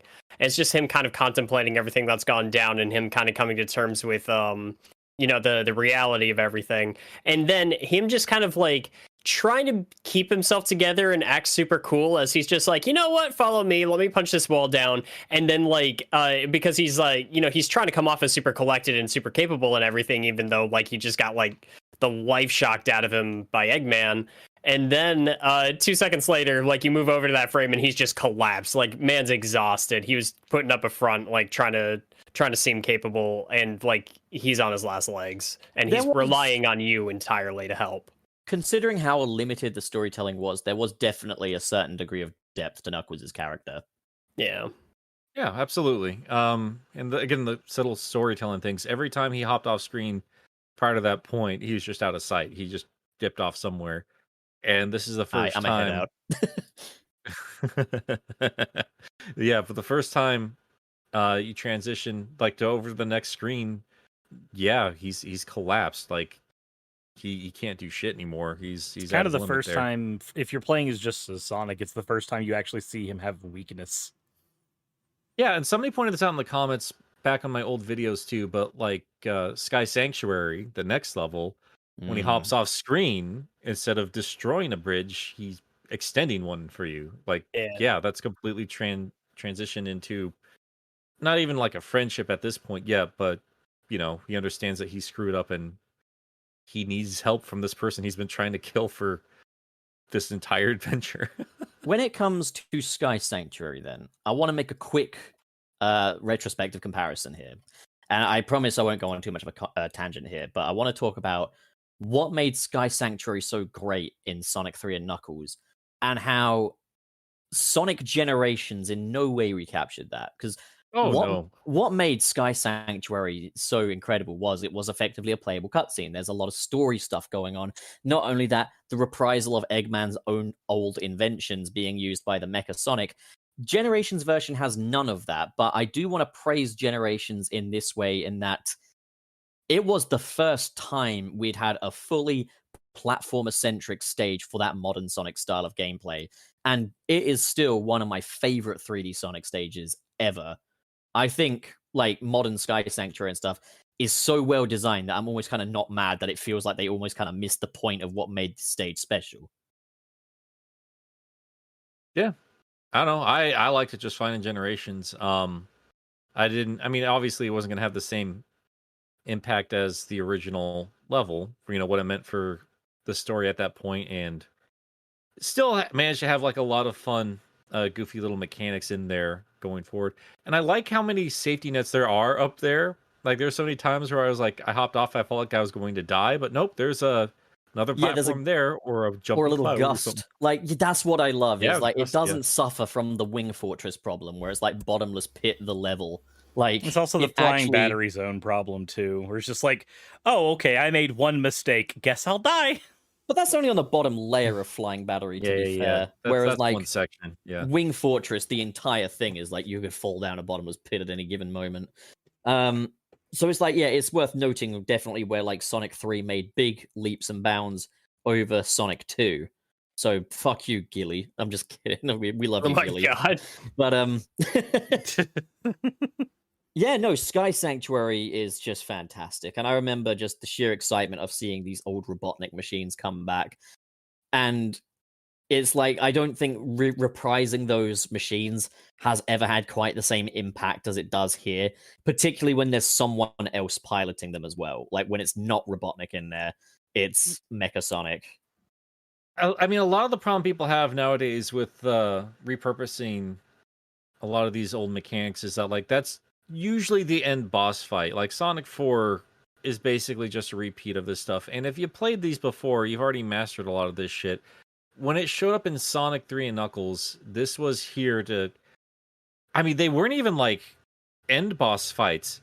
there's like 3 separate boss fights leading up to this point, and it's just one act, and they're all just revisions of what you've dealt with before. I felt like, to me, it was representing like, yeah, you've done this before. We have come a long way since the first game. Like, look how much we've grown from this, the swinging ball and chain. Look how much this is blown up in a way. Like, and also just it also screams like Robotnik's not even here to deal with you. He hasn't made a special mech to deal with you right now. You're literally not in his mind at this point. Like, Mecha Sonic is taking it from here.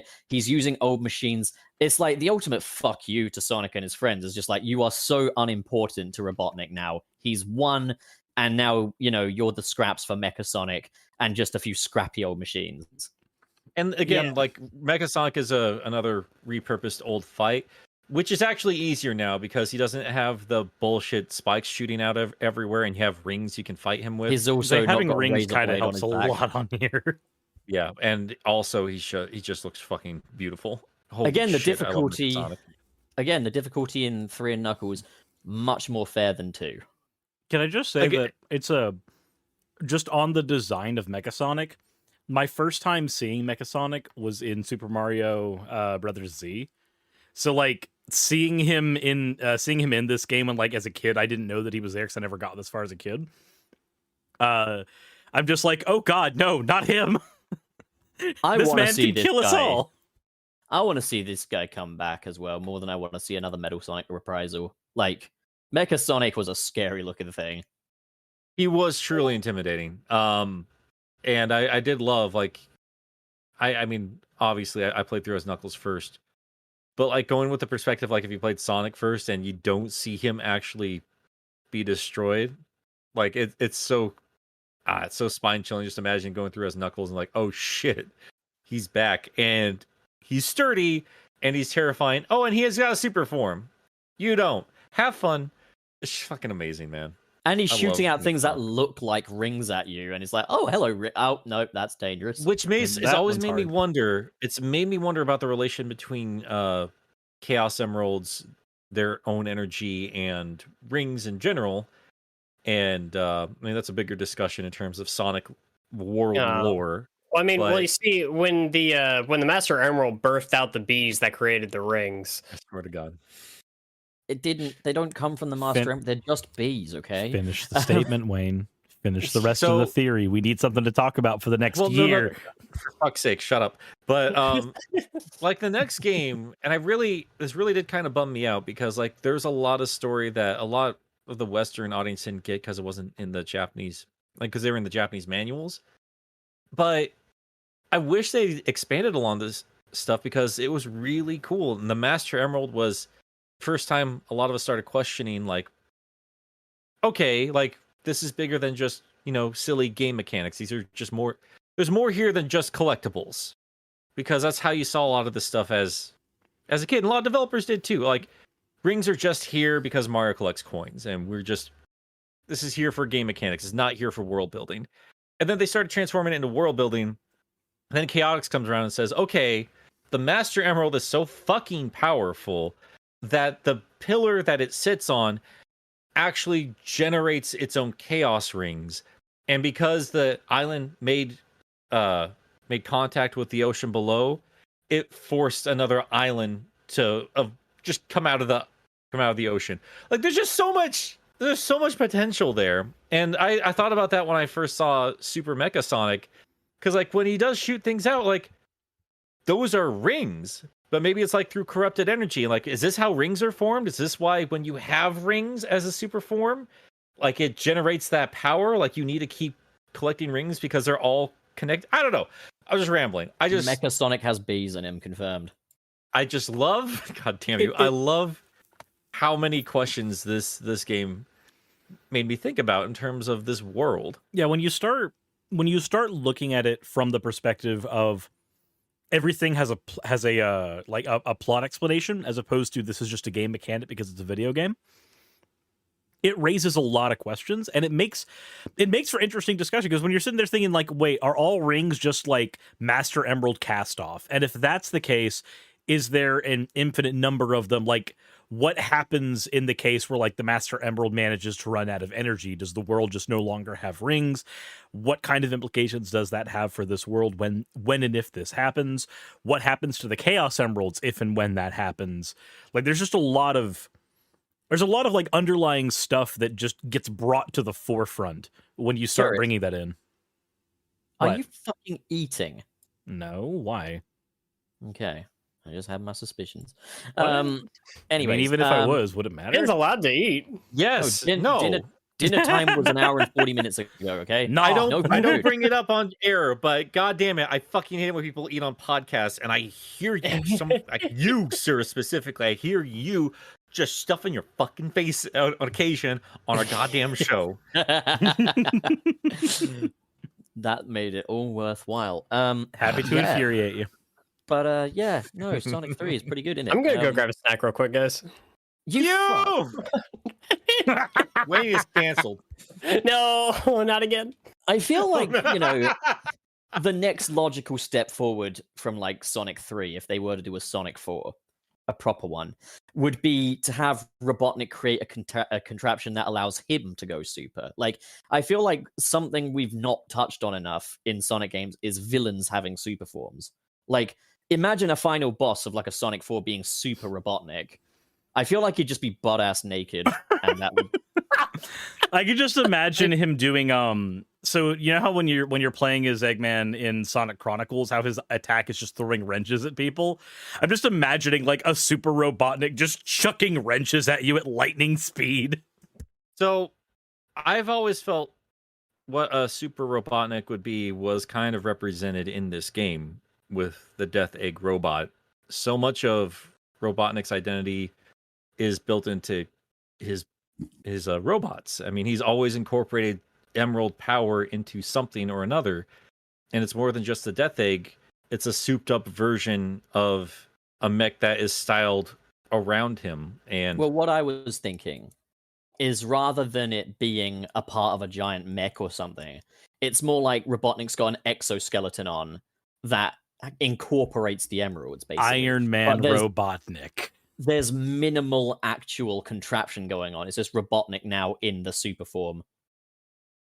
yeah, but I feel like that disassociation with the natural energy of this world is what made Robotnik interesting in terms of a villain, because he does. I don't. How do I explain this? This is one of those things I would need to script.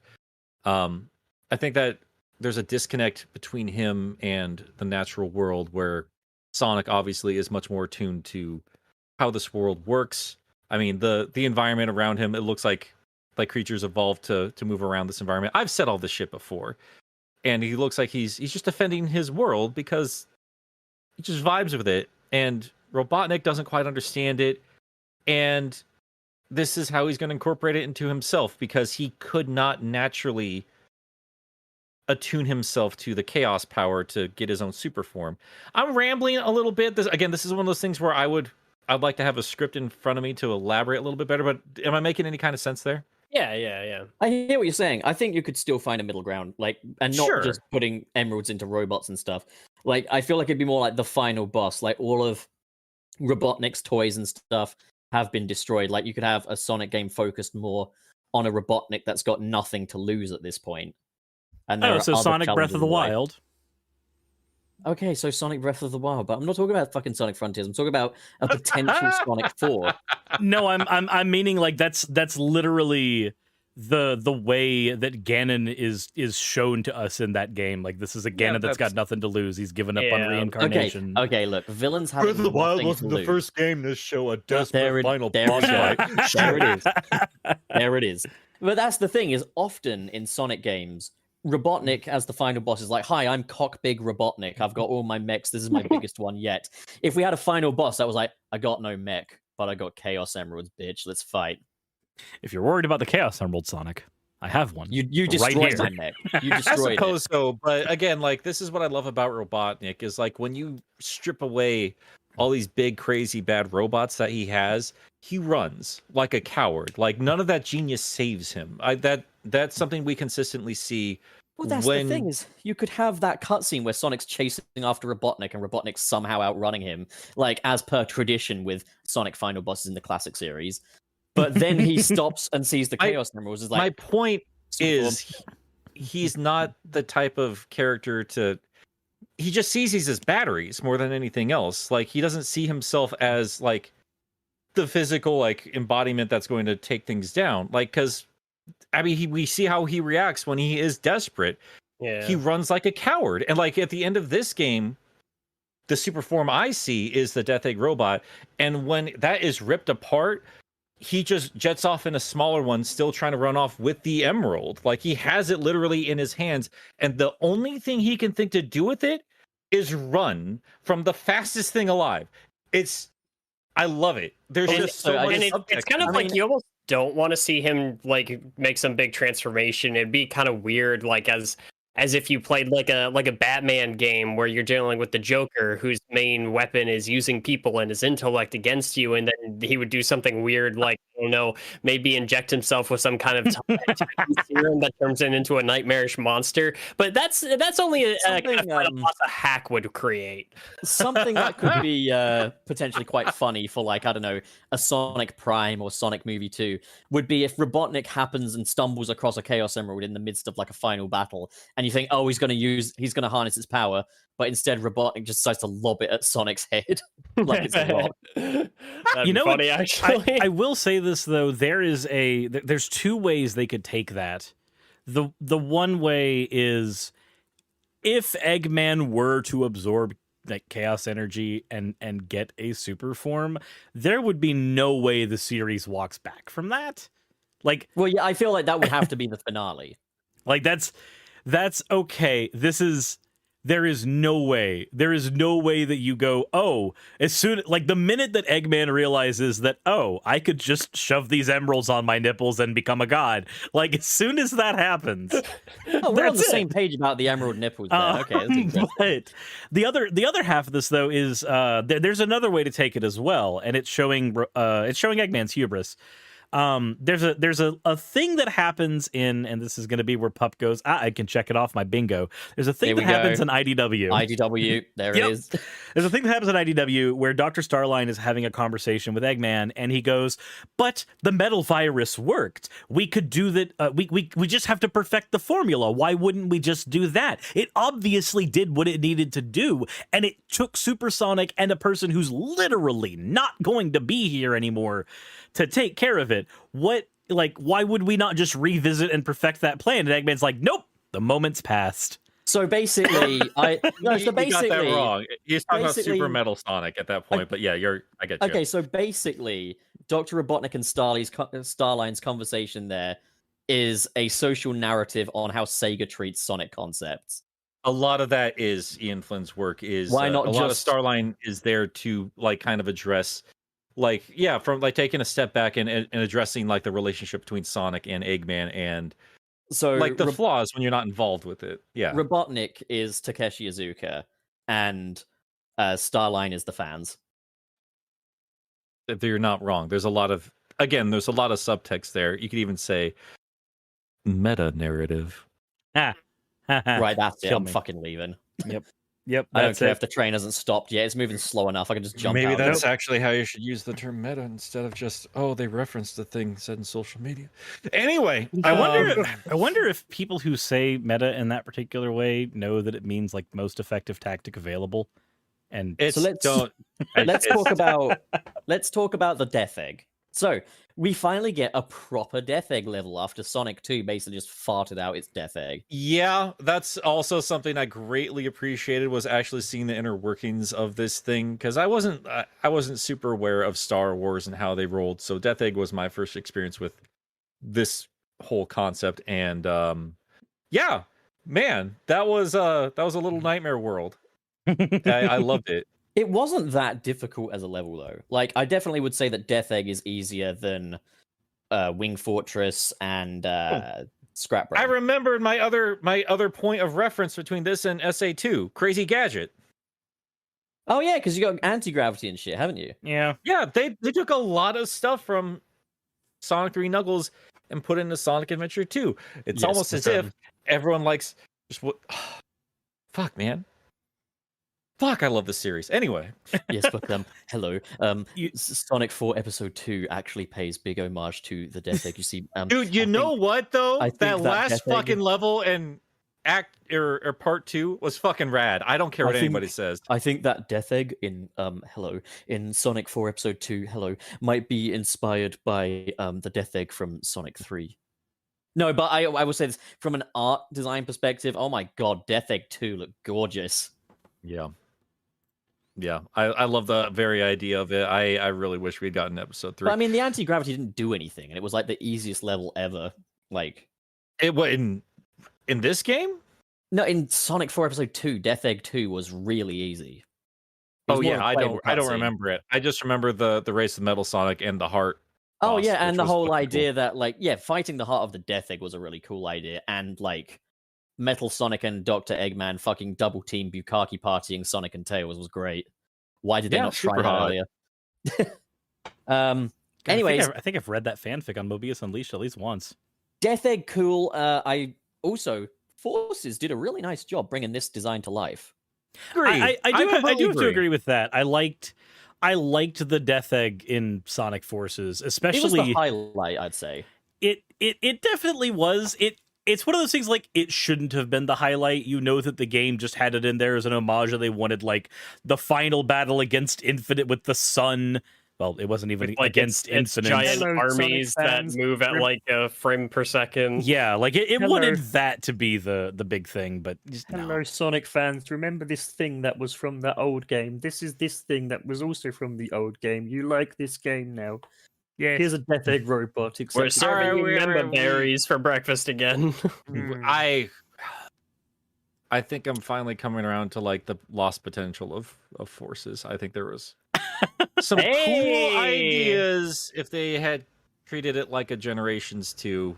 Yes, yeah. yes. Let's not dwell on that right We are now. here Let's to finish talk up the about- good game. An inferior game called Sonic 3 and Knuckles. And I accidentally slammed the fridge door on my finger while I said that. You slammed that's your what penis happens, in you the car door. Inferior dog. I That's slammed not my true. penis Dogs in the aren't car inferior. door. Dogs are superior. Sonic 3 and Um, dogs. Now that would be a game. No, dude, imagine. It's I have- literally Sonic 3 and Knuckles, except dogs just chase after you the entire game. They don't even I hurt you, like have- Amy. A list of games all about playing dogs or being involved with dogs in some form or fashion because dogs are great. Well, it's also like the Anyway. Good Life, where you can transform into a dog to take a piss. And Or- once again, I'm asking, would you accept that ability if it meant you could take a piss anywhere, but you cannot piss as a human? No. Or A Dog's Life where you have to put in a combo to take a shit. Why is And dog there's media like big so dramatic crap? music. Like dogs are great, but like dog Dude, movies, and Dog's stuff are Life crap. is awesome. Oh, they're too fucking corny. They're garbage. But we're talking too much about dogs. Anyway, yeah, Death Egg. I thought this was a nice, challenging final set of acts here. I had a lot of troubles with these as a kid, but I feel like it was well deserved at this point. Do you think when Daffy Duck slammed his penis in the car door, do you think he did it deliberately? Because I think he did. I think he did. He sounds proud the way he says it. He's like, I He- slammed my penis in the car door. He did it deliberately because he wanted to have a special moment with Parappa the Rapper in the hospital afterwards. Do you think Parappa the Rapper's a nice dude? I think so. I thought I I think- had ADD. For God's sakes, boys. I think he's friendly. So anyway, Sonic 3 and Knuckles is cool. If I Um, could talk to him, I reckon he'd be really nice. I had a great joke that I cut out of my big video because I was just too tired. But I I did a big video on Big the Cat. sure did, buddy. But I said like, "Oh shit, Mecha Krakow is here." I was like, "Nobody's gonna get Kirby references," but I just cut it out. I was too tired at that point, and my computer was running like shit. That mini boss just stressed the shit out of me as a kid. According to the YouTube search, you haven't made a video on Big the Cat. You let me down.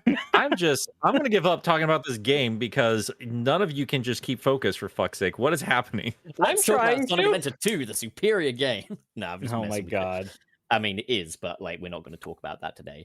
So So yeah, what like, what else do we want to talk about for the game? Well, we got the Death Egg and we got the Doomsday Zone. Kyodai, the Kyodai Yeah. Eggman Robo with his fingers of death. Me and Wayne, but like Yes, the Deathwing boss fight from World of Warcraft, except it's a robot.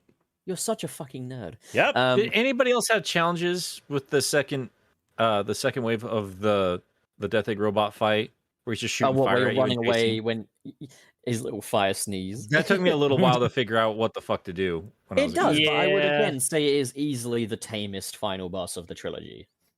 Actually, no, actually the piston boss from Sonic 1's easier. Piston like- boss is easier, yeah. But I'd think it- definitely say the Kyodai Egg Robo is much easier than the Death Egg Robot. I think it's like it's one of those things like have you fought a Metroid boss before? Okay, this will be a little easier for you. I mean, the difference there is you have rings this time around. Thank if you you threw in for like that. 3 rings for Sonic 2, I don't think that'd even be part of the discussion at It- this it- point. It's kind of weird. Like I'm gonna say it this way. It feels like they were a lot more confident in this game when they didn't decide that the way to amp up difficulty for a boss fight was to just make you do it perfectly. Yeah. Yeah, Yeah, I I agree agree. with that. it's nicer this way. It's better this way. I'll say this though. Doomsday Zone is fucking difficult, in my opinion.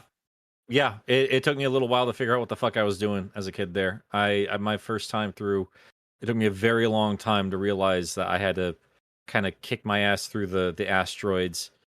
And by the time I figured that out, like, yeah, I was desperately low on rings and getting really stressed out. Yeah, Then I the finally boost realized. thing as well, like how that eats up rings. Just gonna say though, before I just want to preempt the inevitable chat that will be like, "Well, I beat it first try, no sweat." Cool. Who cares? It's inevitable. We get I it. don't You got care. a big cock. Okay, we get it. I do think it's also interesting that like this is there's a lot of people who have issues with like, oh, okay, so you have Supersonic in space as the final boss fight. How original! We've been doing that since Sonic Adventure 2. And then it's like, well, actually, no, that's actually kind of much older than that, because that's the thing you do in this game. It's the first time they actually use it for the final boss fight. What space? Or as in like just being out in the vacuum space? Supersonic in The space. Supersonic specifically. fight. Yeah. The supersonic boss fight kicks took off me- here. It took me a while to figure out how to beat like the ship, like to like redirect his Yeah. rocket into his space. Yeah. I'm also going to straight up say this is the most worthwhile Supersonic prize compared to like 2 and well, just 2 really, because like in 2, okay, you unlock Supersonic, that's cool little power Dude, up. Supersonic's In just this- annoying in 2. Well, in this, you get a whole ass extra final boss and a true ending. You know, like Mhm. it's a world Yeah. of difference. Yeah, Supersonic wasn't really built with game mechanics in mind. That was just a reward at the end of Sonic 2. So I don't know why people just shit all over that occasionally. Like, well, I don't know how I feel about. Like, the game's not built with that in mind. Sonic 3 Knuckles definitely has a lot more of super and hyper forms in mind when you're going through these games again, which I do 100%. appreciate. And yeah, and incorporating it into like this secret final fight was awesome. And it's nice because it's not this pick or choose situation that you get with between classics or the adventure games, where yeah, you do get a secret final fight, and you also get to play it through the old levels again, giving you a reason to go back and just wreck shit this time. It's kind of funny. Yeah. My first experience with the just having the super form in this game at all wasn't even me playing it. It was I was going to a camp for a week, and there was a kid in the seat in front of me with a Sega Nomad playing Sonic 3, and he had unlocked the super form going through just on the Nomad. I'm just like, that's a thing you can do. Like, I had no idea as a kid, because to me, like, Supersonic was just a final boss thing. So it's like, well, what? You can go through the whole game as Supersonic? That's gnarly. That's weird. That's Wizard. yeah. Yeah, had to beat you to it. Had to beat you to it. I was a kid at the time too, so as the kids would say. They would. I agree. I swear to God. But it is funny, like, how many of these things are like, because that's kind of a normal thing from gaming around that time in general, is that like a lot of the stuff that was hidden behind skill-based unlockables like that, sometimes you just wouldn't see anything about it, because this was a lot of like pre-ubiquitousness of the internet. you would just kind of experience it through somebody else randomly and go, Yeah. oh shit, that's a thing. Yeah, I'd always heard of Supersonic, and there are a few things more satisfying than finally unlocking them for the first time because it is such a badass upgrade, and you work so fucking hard for it. I take it for granted a lot these days, like how much work it took me to figure out and master the special stages of Sonic 3 Knuckles.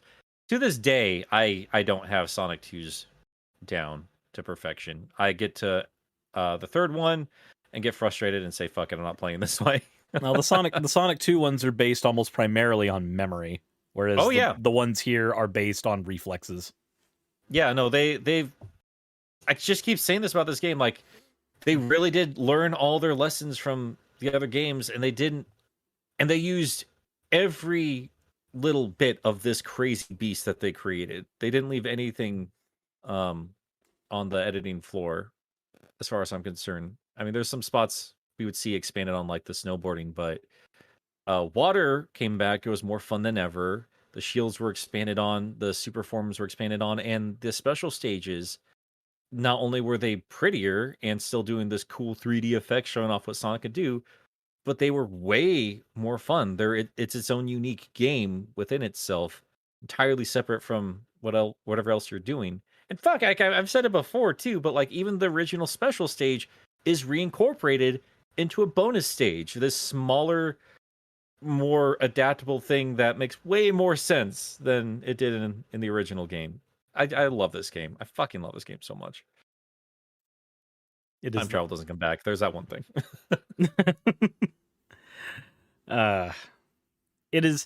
It's weird for me because I know that like we have the different perspectives here, because for you experience this as a whole package. For me, I've got like all these different fragments of this game scattered across the last 30 years that make up my experience of it, versus like this is how you experience the game as a whole, and then you experience like you have bigger chunks where this game's experience is concerned. I've got like these small. Let me correct you. Let me correct you before you keep going there. I did not experience the complete final version the whole way through my first time. Not for the first few months even. Like I didn't get to rent stuff all the time. Like I got Sonic and Knuckles for a Christmas gift, and that's all I had for the longest time. And I wasn't super good at the game. Like I didn't beat that game for quite a long time. And even when I did beat the game, wasn't with emeralds. I can promise you that. Like a lot of this stuff was segmented for, I would say, even for a lot of us here who grew up with the Genesis, because it had so many different ways you could interact with it. And every time you try to experiment with it, it would kind of blow up from there. Like, oh, well, Tails didn't have a super form before. He doesn't have it in 3 either. But does he have one if you have super emeralds? Oh, you do. But you can only get it in the Sonic and Knuckles version after you connect it with Sonic 3. And then after you beat the game, then you can go back and play with Super Tails in the Sonic 3 stages. Like, there's a lot of little stuff you can just, that makes you want to go back and experiment and play with a little bit more. And yeah, I think it's kind of meant to be segmented out, because the game was literally segmented out. Huh. Is anybody else here? No? Okay. You ever Nope, notice how just you. Bob Iger kind of looks like an action figure? What?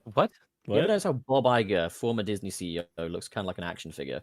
No, I did. Are you even paying attention to the conversation anymore, Pop? Pay most of the attention. No, I'm fucking with you. Oh my No, God. like I feel you though, like, because I mean I didn't experience it. I chose to experience it fragmented. To be honest, I knew Sonic 3 and Knuckles was out there on emulators, but I was like, I want to play Sonic 3 first, just as it were, and then I gave Sonic and Knuckles a try separately, and then just like, yeah, but Bob Iger does look like an action figure. If you ever look at him, the way his suits fit him, he looks like a doll, like a businessman doll. Do you think if we put Pup on the rack, he would look like Stretch Armstrong? I mean, Bob Chapek is quite a departure. He looks like kind of Michael Chiklis, but with Botox. And if we took the rack off of you, Circe, would you look like Stretch Armstrong? Yeah, I didn't even think about that angle for that joke. God damn it. Zing. Yeah. So that's Sonic 3 and Knuckles. I've skipped around here and there for myself personally because I've already done this a lot. Do you guys have any little final thoughts you want to kind of talk about in terms of this game? A lot of it for me is like I feel like I still want to play through this game a couple of times because it's still so fresh to me, and like I haven't gotten a chance to sit down with it as much as the rest of you guys. I really just want to I want to take the time to sit down and experience more of it. I've loved being able to run through it the first time. I have not yet been able to get hypersonic. I've gotten close, but it's like mostly just trying to find like the extra stages in the second half and trying to get all that and everything. But it is an explorative platformer. It is a blast to play. It's got a nice little story to it. It is my favorite out of the original like 4 Sonic games, if we're counting CD, which I think deserves a place in that. So. Yeah. I think so. So it is it's a great game. I think that each game stands out. It is as just a fun little time on their own, but when you slap them together and you play that as one big piece, it is something special. Yeah. Google Bob Iger right now and tell me the man doesn't look like an action figure. So I've made my stance on this game obnoxiously clear. I have a career on YouTube talking about how much I love this game. Yeah, it's my favorite game of all time. I've got a bias towards it. I personally feel it is still the pinnacle of the Sonic franchise. Let's be honest, And though. Is there a way to not have a bias towards a game that you either like or dislike? Like, I think that's kind of an impossible thing. Like, you always will have a bias, no matter what.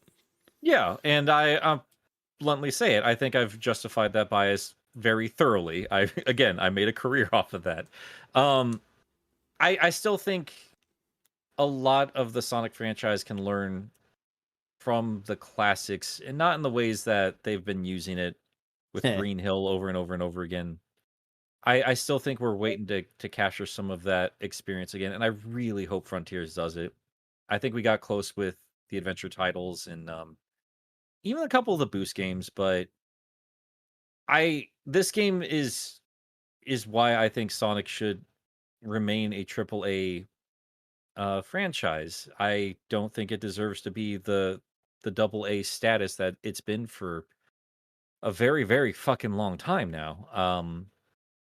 This game, like Mario does even today, everybody stopped and paid attention to what Sonic was doing, and this is the best of it as far as I'm concerned. And I don't think the series needs to fall back to the classic formula. I don't think it needs to go back to old designs. I love them, and I'm not going to pretend like I don't. But at the same time, like I said at the front of this game told me to expect better from video games, not just from Sonic. It told me that Nintendo does not need to be the say-all, end-all of video games. Said that we can do our own thing, and in some ways we can do it better. This, for me, is one of the greatest games of all time. So I haven't played a lot of 16-bit games, but of the few that I've played, Sonic 3 and Knuckles is definitely the biggest, the most epic, and the most cinematic of the bunch. And I think, it shows that they really took the 16-bit technology they had, pushed it to its absolute limit, and made an absolute blockbuster of a game. I want to see Sonic do that for new generations. I want to see them take console capabilities, push them, and make something that is truly breathtaking for what it's worth. And it's like, when people say, the new Sonic game is going to be more like the classics, as you say, I don't want that to just mean, oh, it's 2D, oh, it's got Green Hill and stuff. I want it to mean it's going to push the boundaries like classic Sonic did. Because this new Sonic we've got is not closer to classic Sonic. If anything, the adventure era is closer to classic Sonic because it operates under a similar philosophy.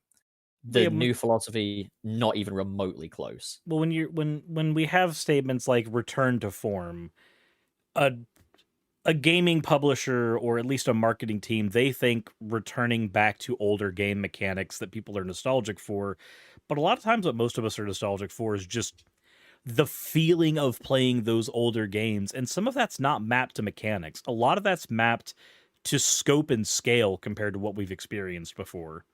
And when it comes to a lot of 16-bit games, there are a few that have the same scope and scale of this. Like, obviously, there's exceptions, like stuff like Metroid, that is just massive compared to other things of its ilk at the time. And then RPGs, but that's its own thing.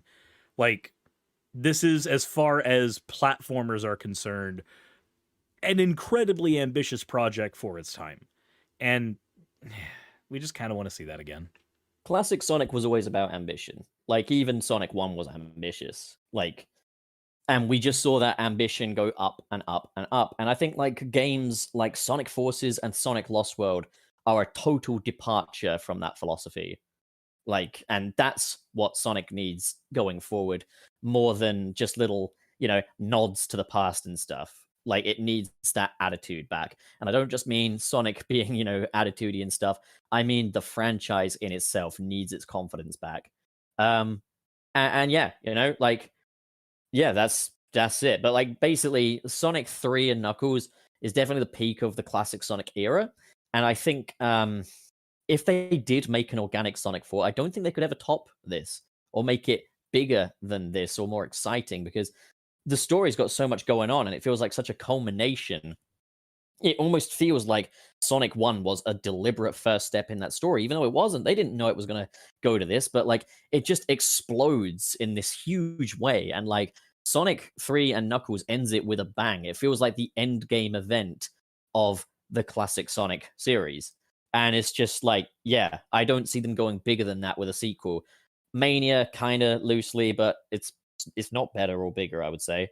Mania, I don't think Mania has the same scope. It's not even intention. trying to have Yeah. the same scope. Yeah. But it's like, I'd like to see them try. I'd like to see them say, we're going to make a new classic Sonic game that will top Sonic 3 and Knuckles.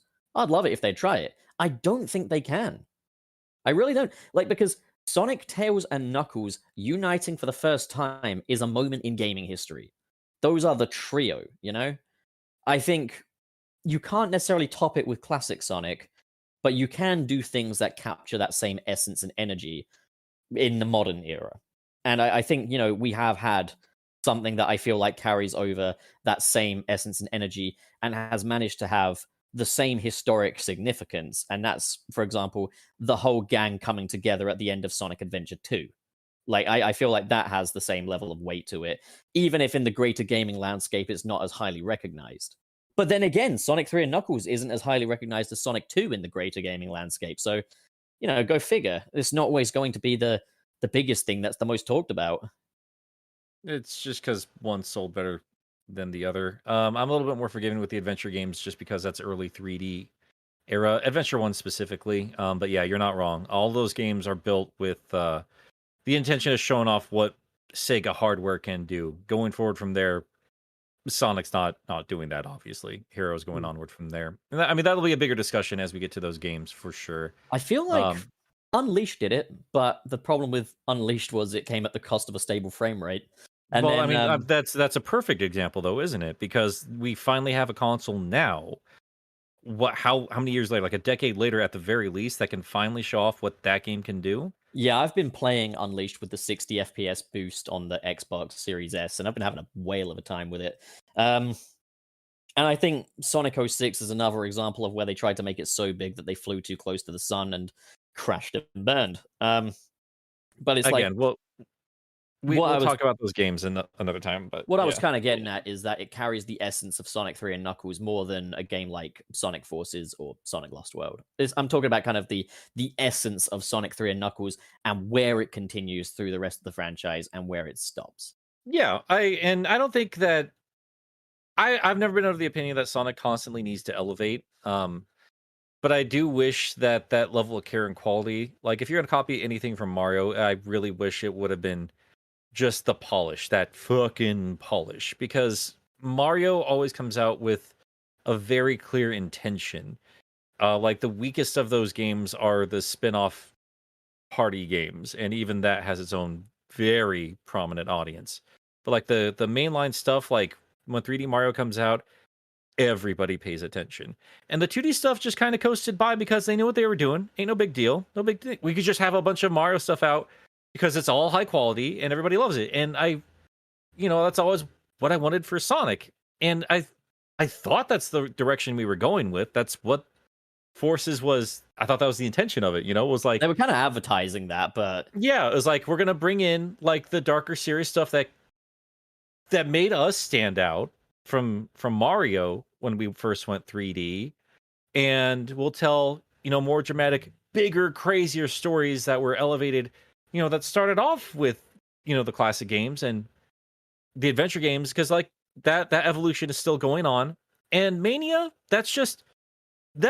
we're confident in that stuff. We know what we're doing. It doesn't need to be a crazy epic story. It's lighthearted, it's fun, and it's its own thing. And that seemed like the obvious way to go. And who knows? Maybe that's what they're still doing. We'll see what Frontiers brings down the road. And despite the fact that Mania 2 is mysteriously not here, 2D Sonic's going to be back in some form or fashion. It's always been please around.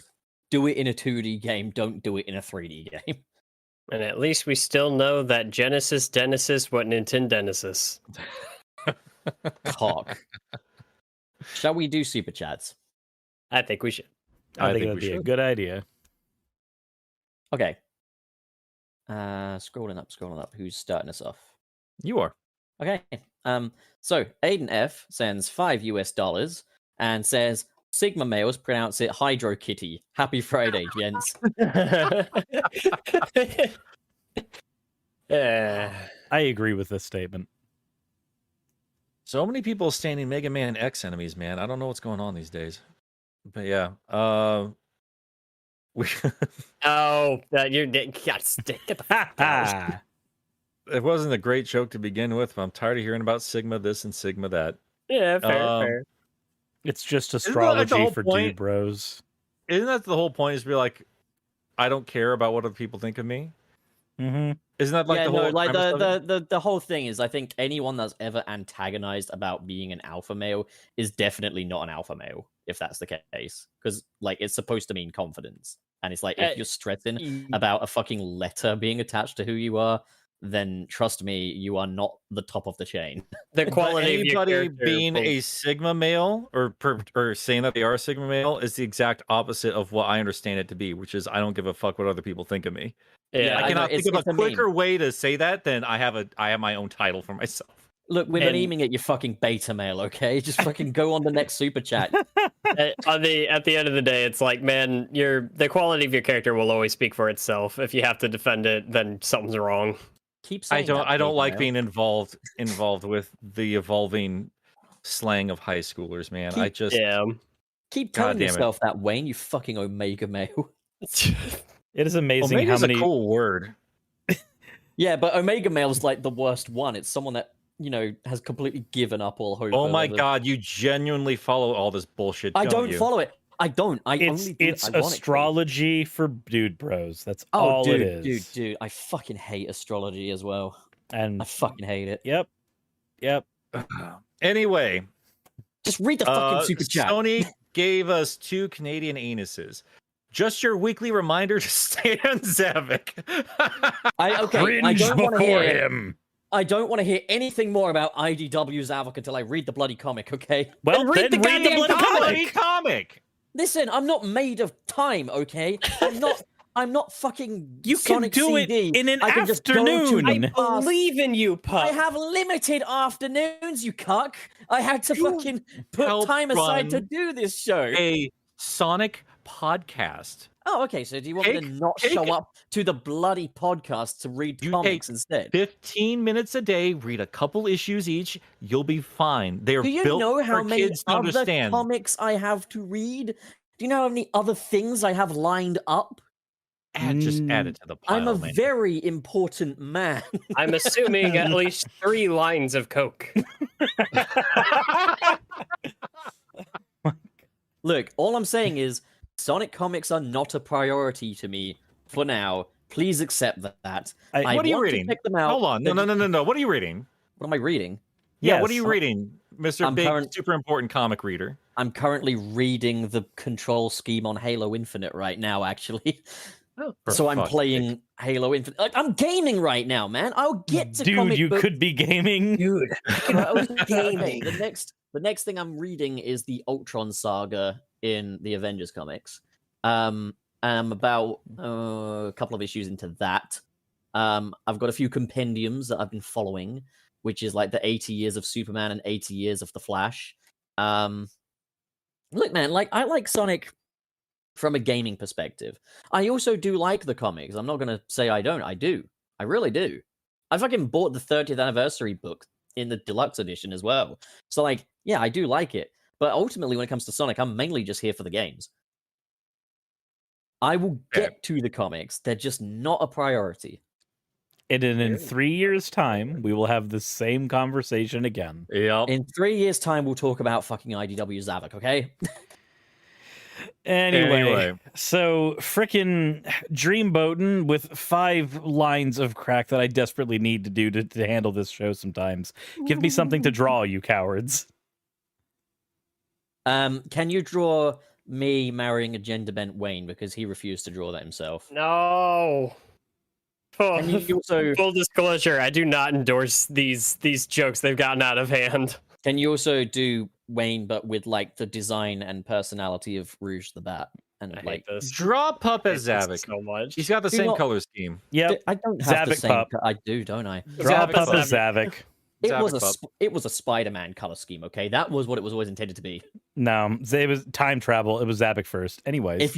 If you look at the old Pup logo, that was a Spider-Man costume he was He wearing. kind of does have like a bulldog kind of look to him, though. You could make a fun puppy Zavok. Oh my But god! you need to give him the cringeworthy mouth design that's Make not his that's nose disconnected from the turquoised. bottom jaw. Oh my god! Why is this bullying happening? Oh no! Oh my god, the person who sexually harasses Wayne all day is crying about bullying. Look at you. That's not sexual harassment. That's called a relationship, sir. I do not consent. And that fuck. makes it He's- harassment. It's a multilingual relationship. I don't understand what he's saying. Fucking damn it. Makes it so much worse. Someone read the next super chat, okay? Sir, stream, but oh, you've already. I read that. already did that. You've Then paid Wayne- enough. You've paid as much attention to this as you do to the comics. Then Anyway, Then our pal Mr. Jamal, Mr. fuck, our pal Jamal Simmons with $5 dollars fucking currency. God damn it! Happy B Theory Day, everybody. Sorry, Happy B Theory Days, everybody. Nick Milk, XL, Cirrus Milk, our Cannon Ship. Hey. Also, congratulations on the YouTube award, Nick. Keep up the great work, bro. Did you get a YouTube award? Thank you, Jamal. Yeah, I he got his a play button. I saw it on Facebook. yeah. You got a play button? Mm-hmm. I got a play button. I got the plaque. Yeah. Oh, that's so fucking cool. See, you could just I'm- quit YouTube now because I would. If I got the plaque, I'd quit. What? Why? Once I This hit is You have to my go to the God. gold. You have to go to the gold plaque now. No, once I hit 100k, I'm quitting. I'm done. Bro, I'm going for the gold. I don't give a fuck. Nah, I'm fucking retiring once I get the silver. Actually, But can you just do yours? anybody who's subscribed to my channel, sincerely, thank you so much. It is so Also, nice to not be at a job I fucking despise, because that's been all my adult life. 4-bit Object 5 got my smiling friends reference. I appreciate that. I need to watch more of that 3D show. Squelton can't see a reason I to just live. don't have the time. I just don't have the time. Who's got the time? I see what you're doing, and you're not Yeah. slick. All right, I fully understand you don't necessarily have the time. You've got a busy schedule. You're a grown adult. You're a married man. I get it. You don't have the time. I don't have the fucking time. Okay, so next up we have Cecilia the Gardevoir, who sends $5 just on my break, so only here a little. Have a good day, guys. My first experience with Classic was renting Mega Collection at the video store. You have a nice day, you special specimen. I wonder when we're gonna get the folks that their first experience with the classic games are from the 360 collection, or hell, the Switch collection. Or the This Origins podcast is collection not coming for up. Oh, it's gonna children. happen. Look, we're not fucking babysitters, all right? If you are a child, go away. Oh my god. After giving us your children lunch money. probably shouldn't be watching this podcast. Point is, I've always found it interesting because they always rehash these fucking games. So every generation has a chance to check them out one way or the other here. And I don't know, I always found it interesting listening to you guys talk about, like, I played the adventure games on my GameCube, and also we had a Mega Collection. And I feel like that's just hand in hand. Like, if you had Adventure 2, you probably had the Mega Collection. So I don't know, it's always fun to listen to people talk about their experiences Hello, No, my name is offensive. Billy. My first experience with Sonic 1 was Sonic 4 Episode 1. It is my childhood and I love it. Anyway, I think you just gave me the best argument for a lot of homicide. I think you just gave me a tumor. So Pop, it's your turn. Is it? Is it my turn? No, it's not my turn. Oh, did I you already- do Cecilia? You did. I I apologize. did. I read Cecilia. You have to read Triforce P. Nick, stop imparting things on me. Triforce P is my favorite Zelda fetish. $5. Missed my connecting flight out of lax. But at least I get to watch Sunset City live while I wait for the next flight. Thanks for being there. Hashtag bees. Thanks for Hey, hanging out with us, Triforce. it's what we do. It sucks hanging out in an airport, especially during a fucking pandemic. Yep. It's what we do. We are always here for you, at least on Oh, Fridays. Dude, what is going on with your mic today, man? Mine? Am I the only one hearing it? Just go. No, it his sounds mic's fine to me. fine, dude. His mic is Okay, fine. I'm crazy. I Just love my tripping out. internet. Tripping the I fuck love my out. internet. Your internet's just like, and now you're screwed. It's been wacky all day, as we all know. Sir, it's your turn. Yep. So, okay. This one is from Satamni231. Thank you very much for the 1999 Sonic OCs made in Forces and DeviantArt. Which Sonic 1, 2, 3, and Knuckles compilation would you prefer and why? A. All levels in Mania style by the Whitehead team. B. All levels in Generation style by Sonic Team. Or C. An HD remake with Sonic 3 and Knuckles level transitions by Dimps. Whitehead. I, Not what Whitehead. anybody else touched One. them. That's all I say. I- Not the Dimps one. I'm going to be honest. I think I have to be Whitehead too. Like Wait, when we say done in Generations style, though, does that mean we also get a modern stage? Because if so, I'll take that. I think at that point it would be like classic Sonic Generation style. So like, I like Yeah. the 3D look of, but I guess gameplay wise, maybe Whitehead. But I'm just saying, if we get a 3D one, I'll go with Sonic Team. I'd even give the 3D one to Whitehead. Fuck it. Yeah, I really want to say. I think we've talked about this before. I want to see like just kind of like the game design philosophy that they took for Sonic Mania, kind of adapting that that style of the original series, and see what they do with 3D stuff. Yeah, and make it that's what look made like Adventures it's so fucking special to me, because it's still the original people that made those games bringing that into 3D, and I fucking love how Sonic played in that game. and make it look like it's on the Sega Saturn. Give us crunchy Sonic. Or I love alternatively, Crunchy make Sonic. or alternatively, make it like a gorgeous fucking AAA thing like never before. Nope, crunchy Sonic. But yeah, I mean, we're deviating away from the original question here. Yeah, I mean, that's a very fun question. Like, B is very tempting for me. I love Generations, but fuck, man, God, I really, really love the idea Generations had. Just the core concept was everything I wanted as a Sonic fan, but gameplay's got to come first, man. And You know, There's actually a fun middle ground between the two of those. Take the Mario Maker approach, where like it will run in both 16-bit and in 3D. but they should have fucking done to begin with. I mean, Had if they this made conversation before. a Sonic level maker game, that's it. They don't need to make any more Sonic games. I mean, the Sonic Studio. I mean, I've been following him. His texture work alone is fucking phenomenal. I love. Sonic Studio is going to be amazing. That's going to be one hell of a fan project when that finally drops. Who's up? I think is it? It should be Wayne? me. Wallace. It's me.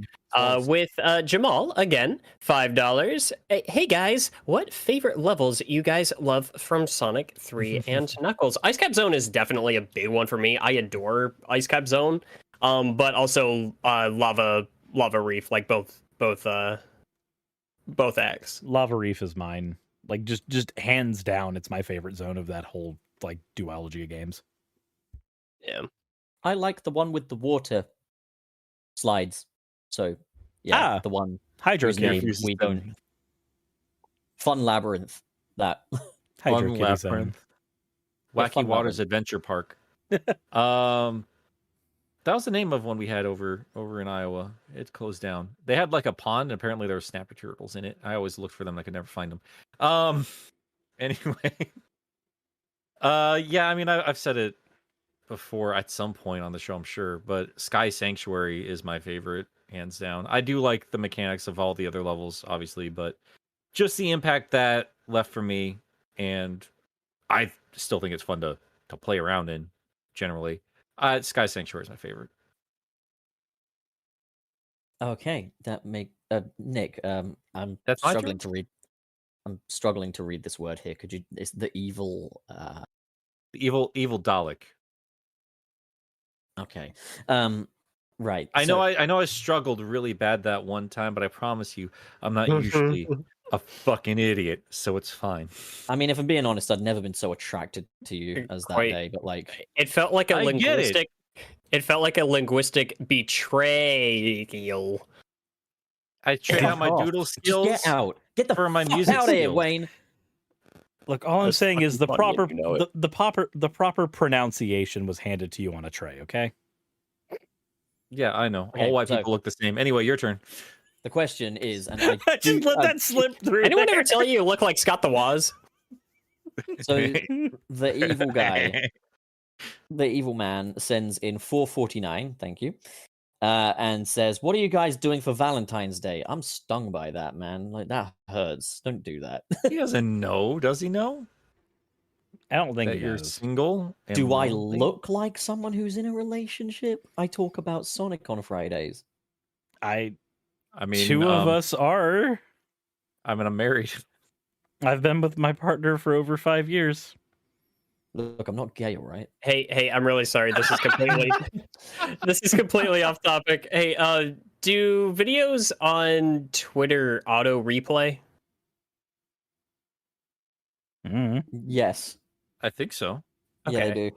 I'm sorry. I'm trying to set something up for the stream later. I'm That's- paying attention, but There's also more to this super chat as well. So, shipping is a suggestion. Sally and Nick's relationship. What Sonic characters must you guys keep Pup away from? all of them. Every all single, of them, every single please. one of them. They are No all. leg is safe. They are all under threat. As- Omega's not safe. Omega's got a nice robot pussy that like rotates. and shit. I want that Robusi. Also, the Chow. Oh my god, I need some juice. Oh no! Like- Yeah, I'm gonna say this. I think the chow looked delicious. They are not Jello snacks. They could No, they could fuck Jello. They got like they must have like a light like. dude dice them up marshmallowy and put them in a bag of blueberry. chow mix. Remember I mean, when they'd go. Gilly sent us those images? Why? Remember when Gilly sent us those images of Chow? Like that was a good time. That was a really nice time that we had. Oh, with the cream filling, yeah, those looked extra tasty. Oh yeah, Um, good Chow indeed. Oh my god, why? We miss you, Gilly.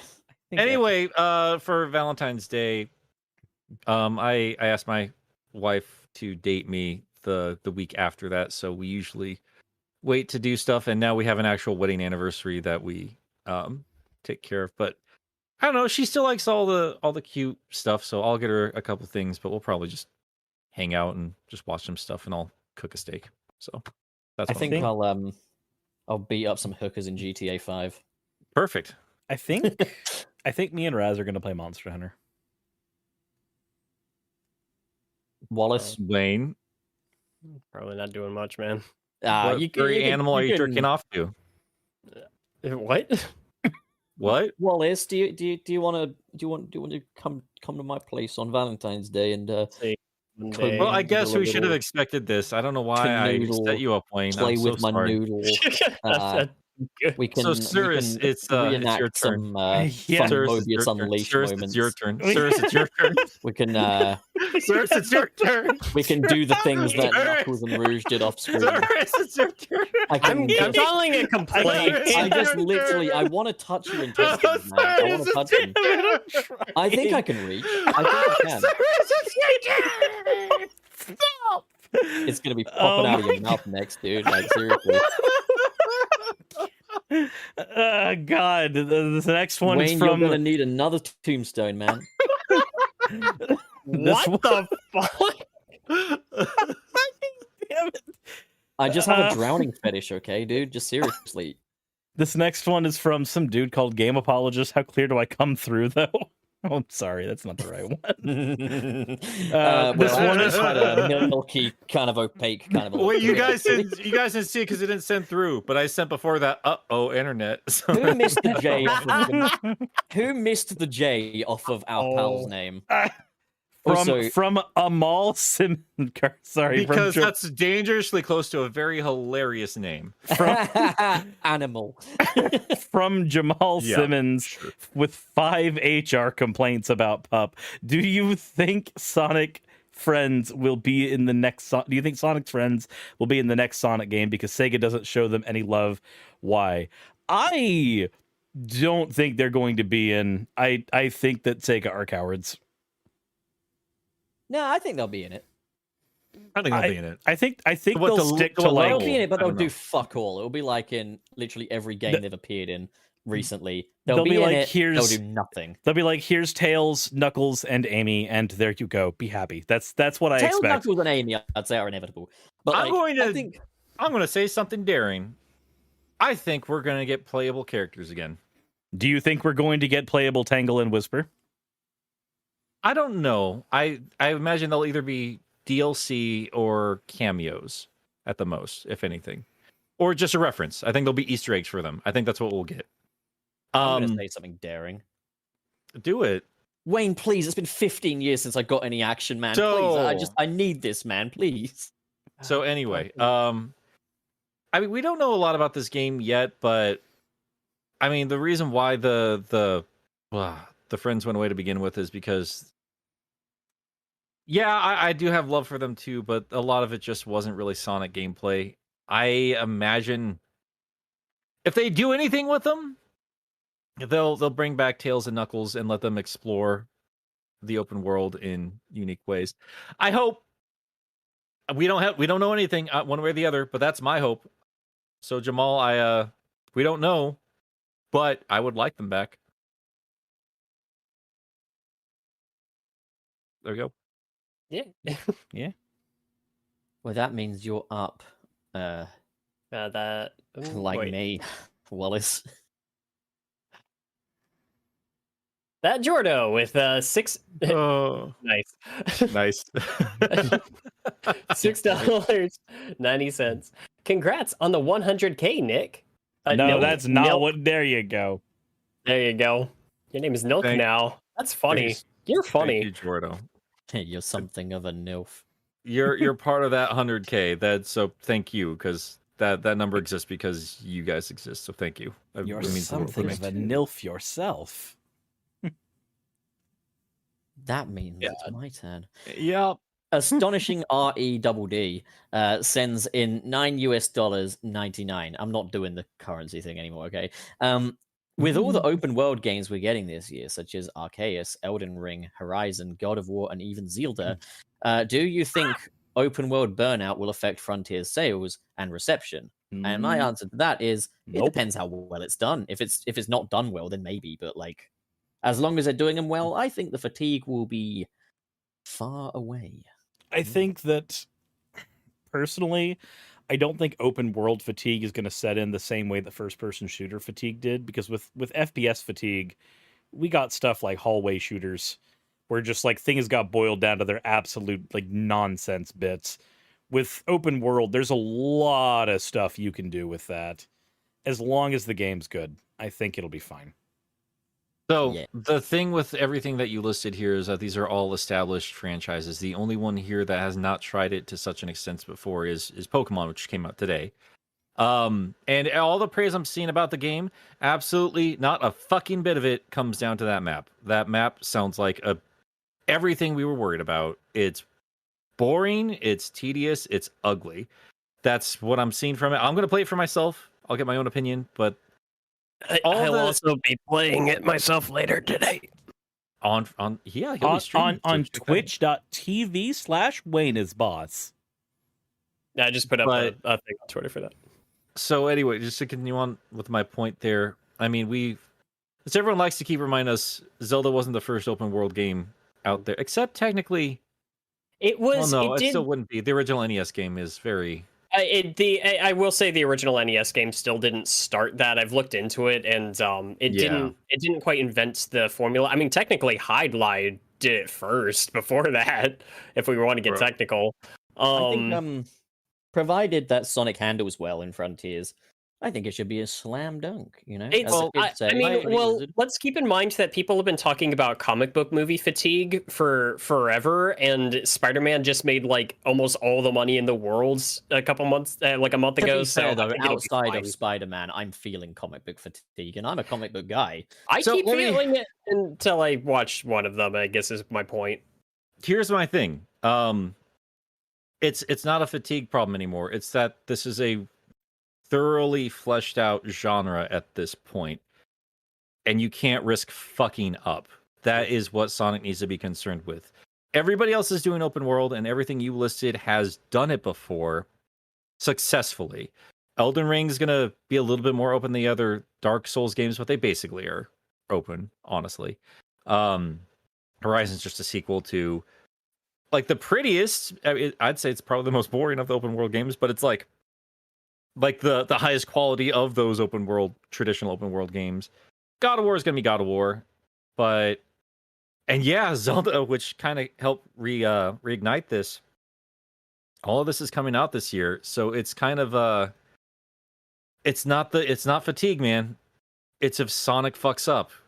That's what we need to worry about. If he fucks up in the slightest, yeah, you can't come into this market with even an okay game, because Sonic has constantly come into the market with okay games. And yes, I know a lot of people love Unleashed, but it came out long after God of War and Devil May Cry did that combat way better.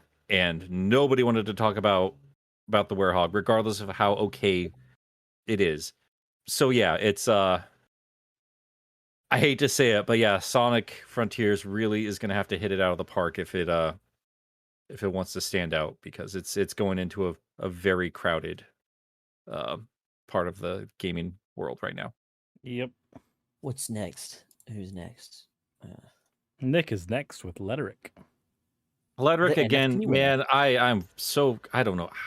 Jesus Christ! Thank you for the $50 again. You think Knuckles glides by punching hard in a direction, like how Thor flies by riding his hammer? Well, that's the best explanation I've ever gotten for that. So Yeah, yes, I think the way Hulk- official. The dreadlocks doesn't make any sense. Yeah, the That's the great- way yeah, Hulk catching does it in Ultimate Destruction. So I'm willing to roll with it. I'll take it. Yeah, I'd bloody take it. But then should he not be able to fly up as well?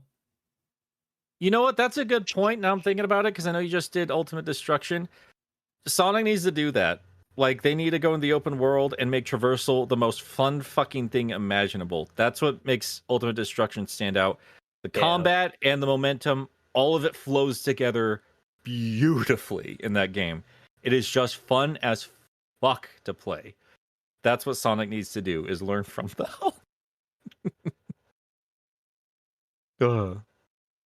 Anyway.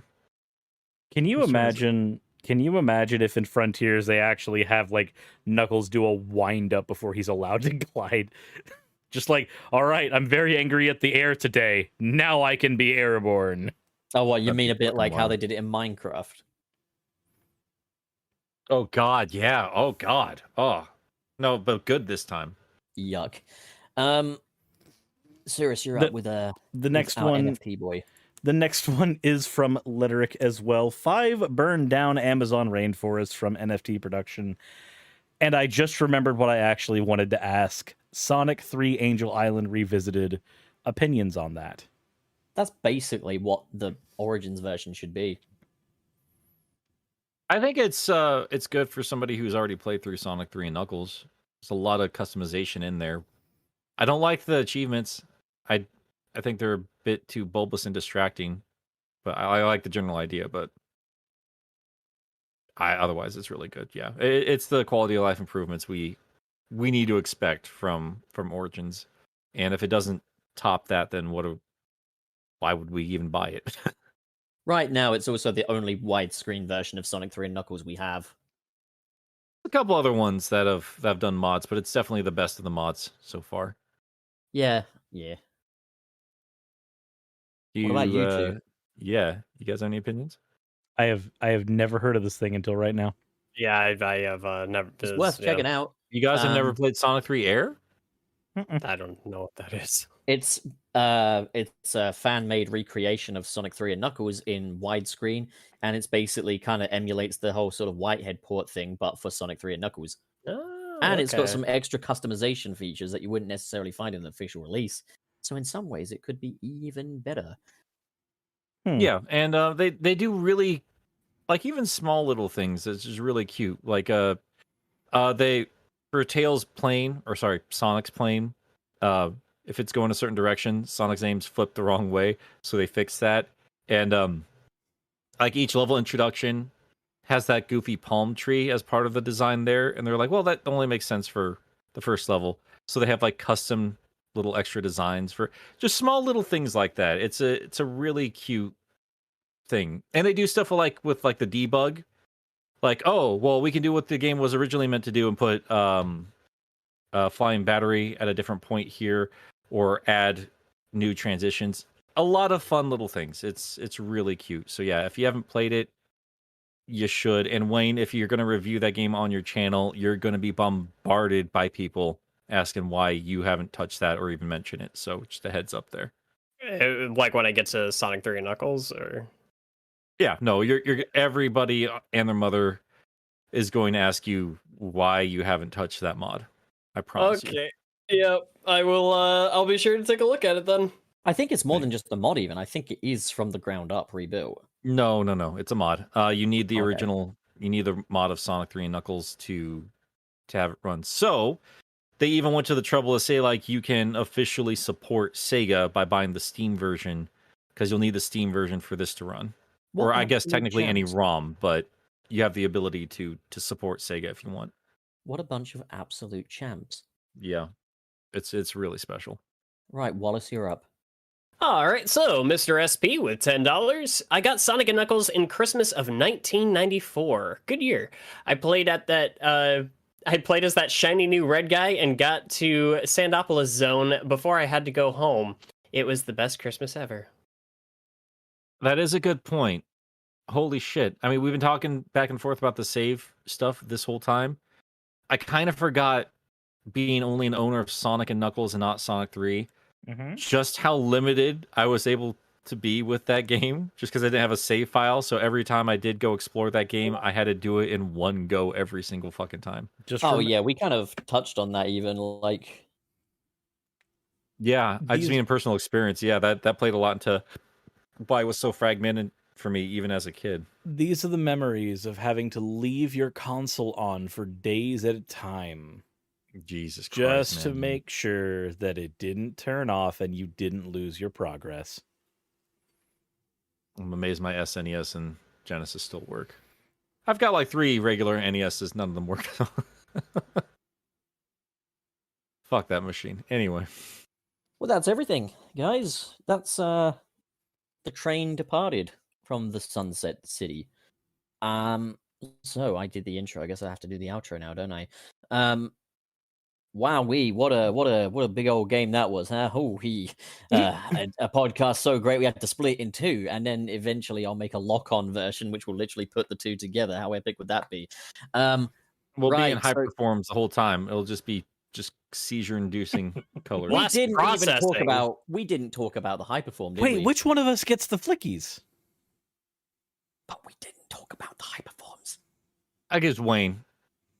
Wayne gets Give flickies. it to Wayne. Okay. Wayne gets flickies. There, now we've You talked can- about if you- hyperforms. If you want to talk about the hyperforms, you can watch Nick's video on the hyperform, like why hypersonic matters. Like that'll cover all bases there, because I cannot be fucked to talk about any more of this fucking game. It's really cool. It's hard to get. It's a good, pretty cool. Yeah, it's pretty cool. So as we play out today's episode, Nick, what are you up to these days? I've been a little bit slow on my uploads. I've got a video going up just talking about this green chair. Ewan sent me another one, so I'm gonna put that up a little bit later today. But I'm gonna immediately get back to work on a couple of speed reading episodes, because the they're a little bit easier for me to make, and I got a couple of big marathons coming up pretty soon. So stay tuned for that. Are On you Game going to of tell the Cultures. folks at home about your little microphone situation as well with the gaming chair? Yeah, so I spent all morning before we started this episode. We've been trying to figure out why my mic sounded so muted, and I reset the computer. I did all these other things. It was just turned around, and I recorded the entire video with it turned around. So we're gonna see how it sounds, because otherwise I'm gonna have to. It's not a long video. It's gonna be like 4 or 5 minutes long. I might just have to re-record it and be like, I'm gonna talk about this chair a little bit more. God damn it. Oh yeah, Femred's asking about the Shade video again. Yeah, so Cirrus and I are gonna probably live stream hopefully soon to talk about we'll actually go over legal documents with the Ken Penders case. I'll be honest with you guys, like I feel like it's important that I read through Archie again first and I play through Chronicles again before I talk about Shade specifically. I don't like talking out of my ass with this stuff. I like doing my research. So it'll be a while, but it'll be worth it, I promise. Cirrus, what's up with you? What are you doing? I think tomorrow I'm actually going to be talking about something that made me a little upset. I'm not sure if there's anybody in this audience that plays Magic the Gathering at all, but I'm going to be making a video about the ban list we just got for the Magic card game. And it was a multi-tiered ban list. We got one for standard and modern and a bunch of other formats. And for some reason, the most competitive format of the entire bunch received no changes whatsoever. And I feel as though that's a corporate thing, and I'm not super thrilled about that. So I'll be making a whole video about that for anybody who actually gives a shit about Magic the Gathering. So that's me. Me? What are you going to be doing? All right, so later today, I'm actually going to be streaming Pokemon Legends Arceus, just trying it out. I also have a review of Digimon World for the PS1 on the way. I just did a video about Hulk Ultimate Destruction last week, and later this weekend, I should be getting up a video that compiles together all of my Metroid Month reviews from last October. So I've got some things happening on the channel. Pretty epic. And if you want to know what I'm getting up to, tonight after this, I'll actually be streaming the Series 1 finale of Batman the Telltale series. So if you want to see what would happen if I ever became Batman, that's the video to check out. And I've also just had more regular business as usual uploads on my own channel. You know, you can see videos about Spider-Man and Sonic and Batman and all that good stuff. So that's me. Any last requests, words, boys? Anything further? I gotta take a mean old grumper. I also need to poo. I'm not gonna lie. I'm gonna go right. play card games. All right. Well, that's it for this episode. Goodbye. Yeah.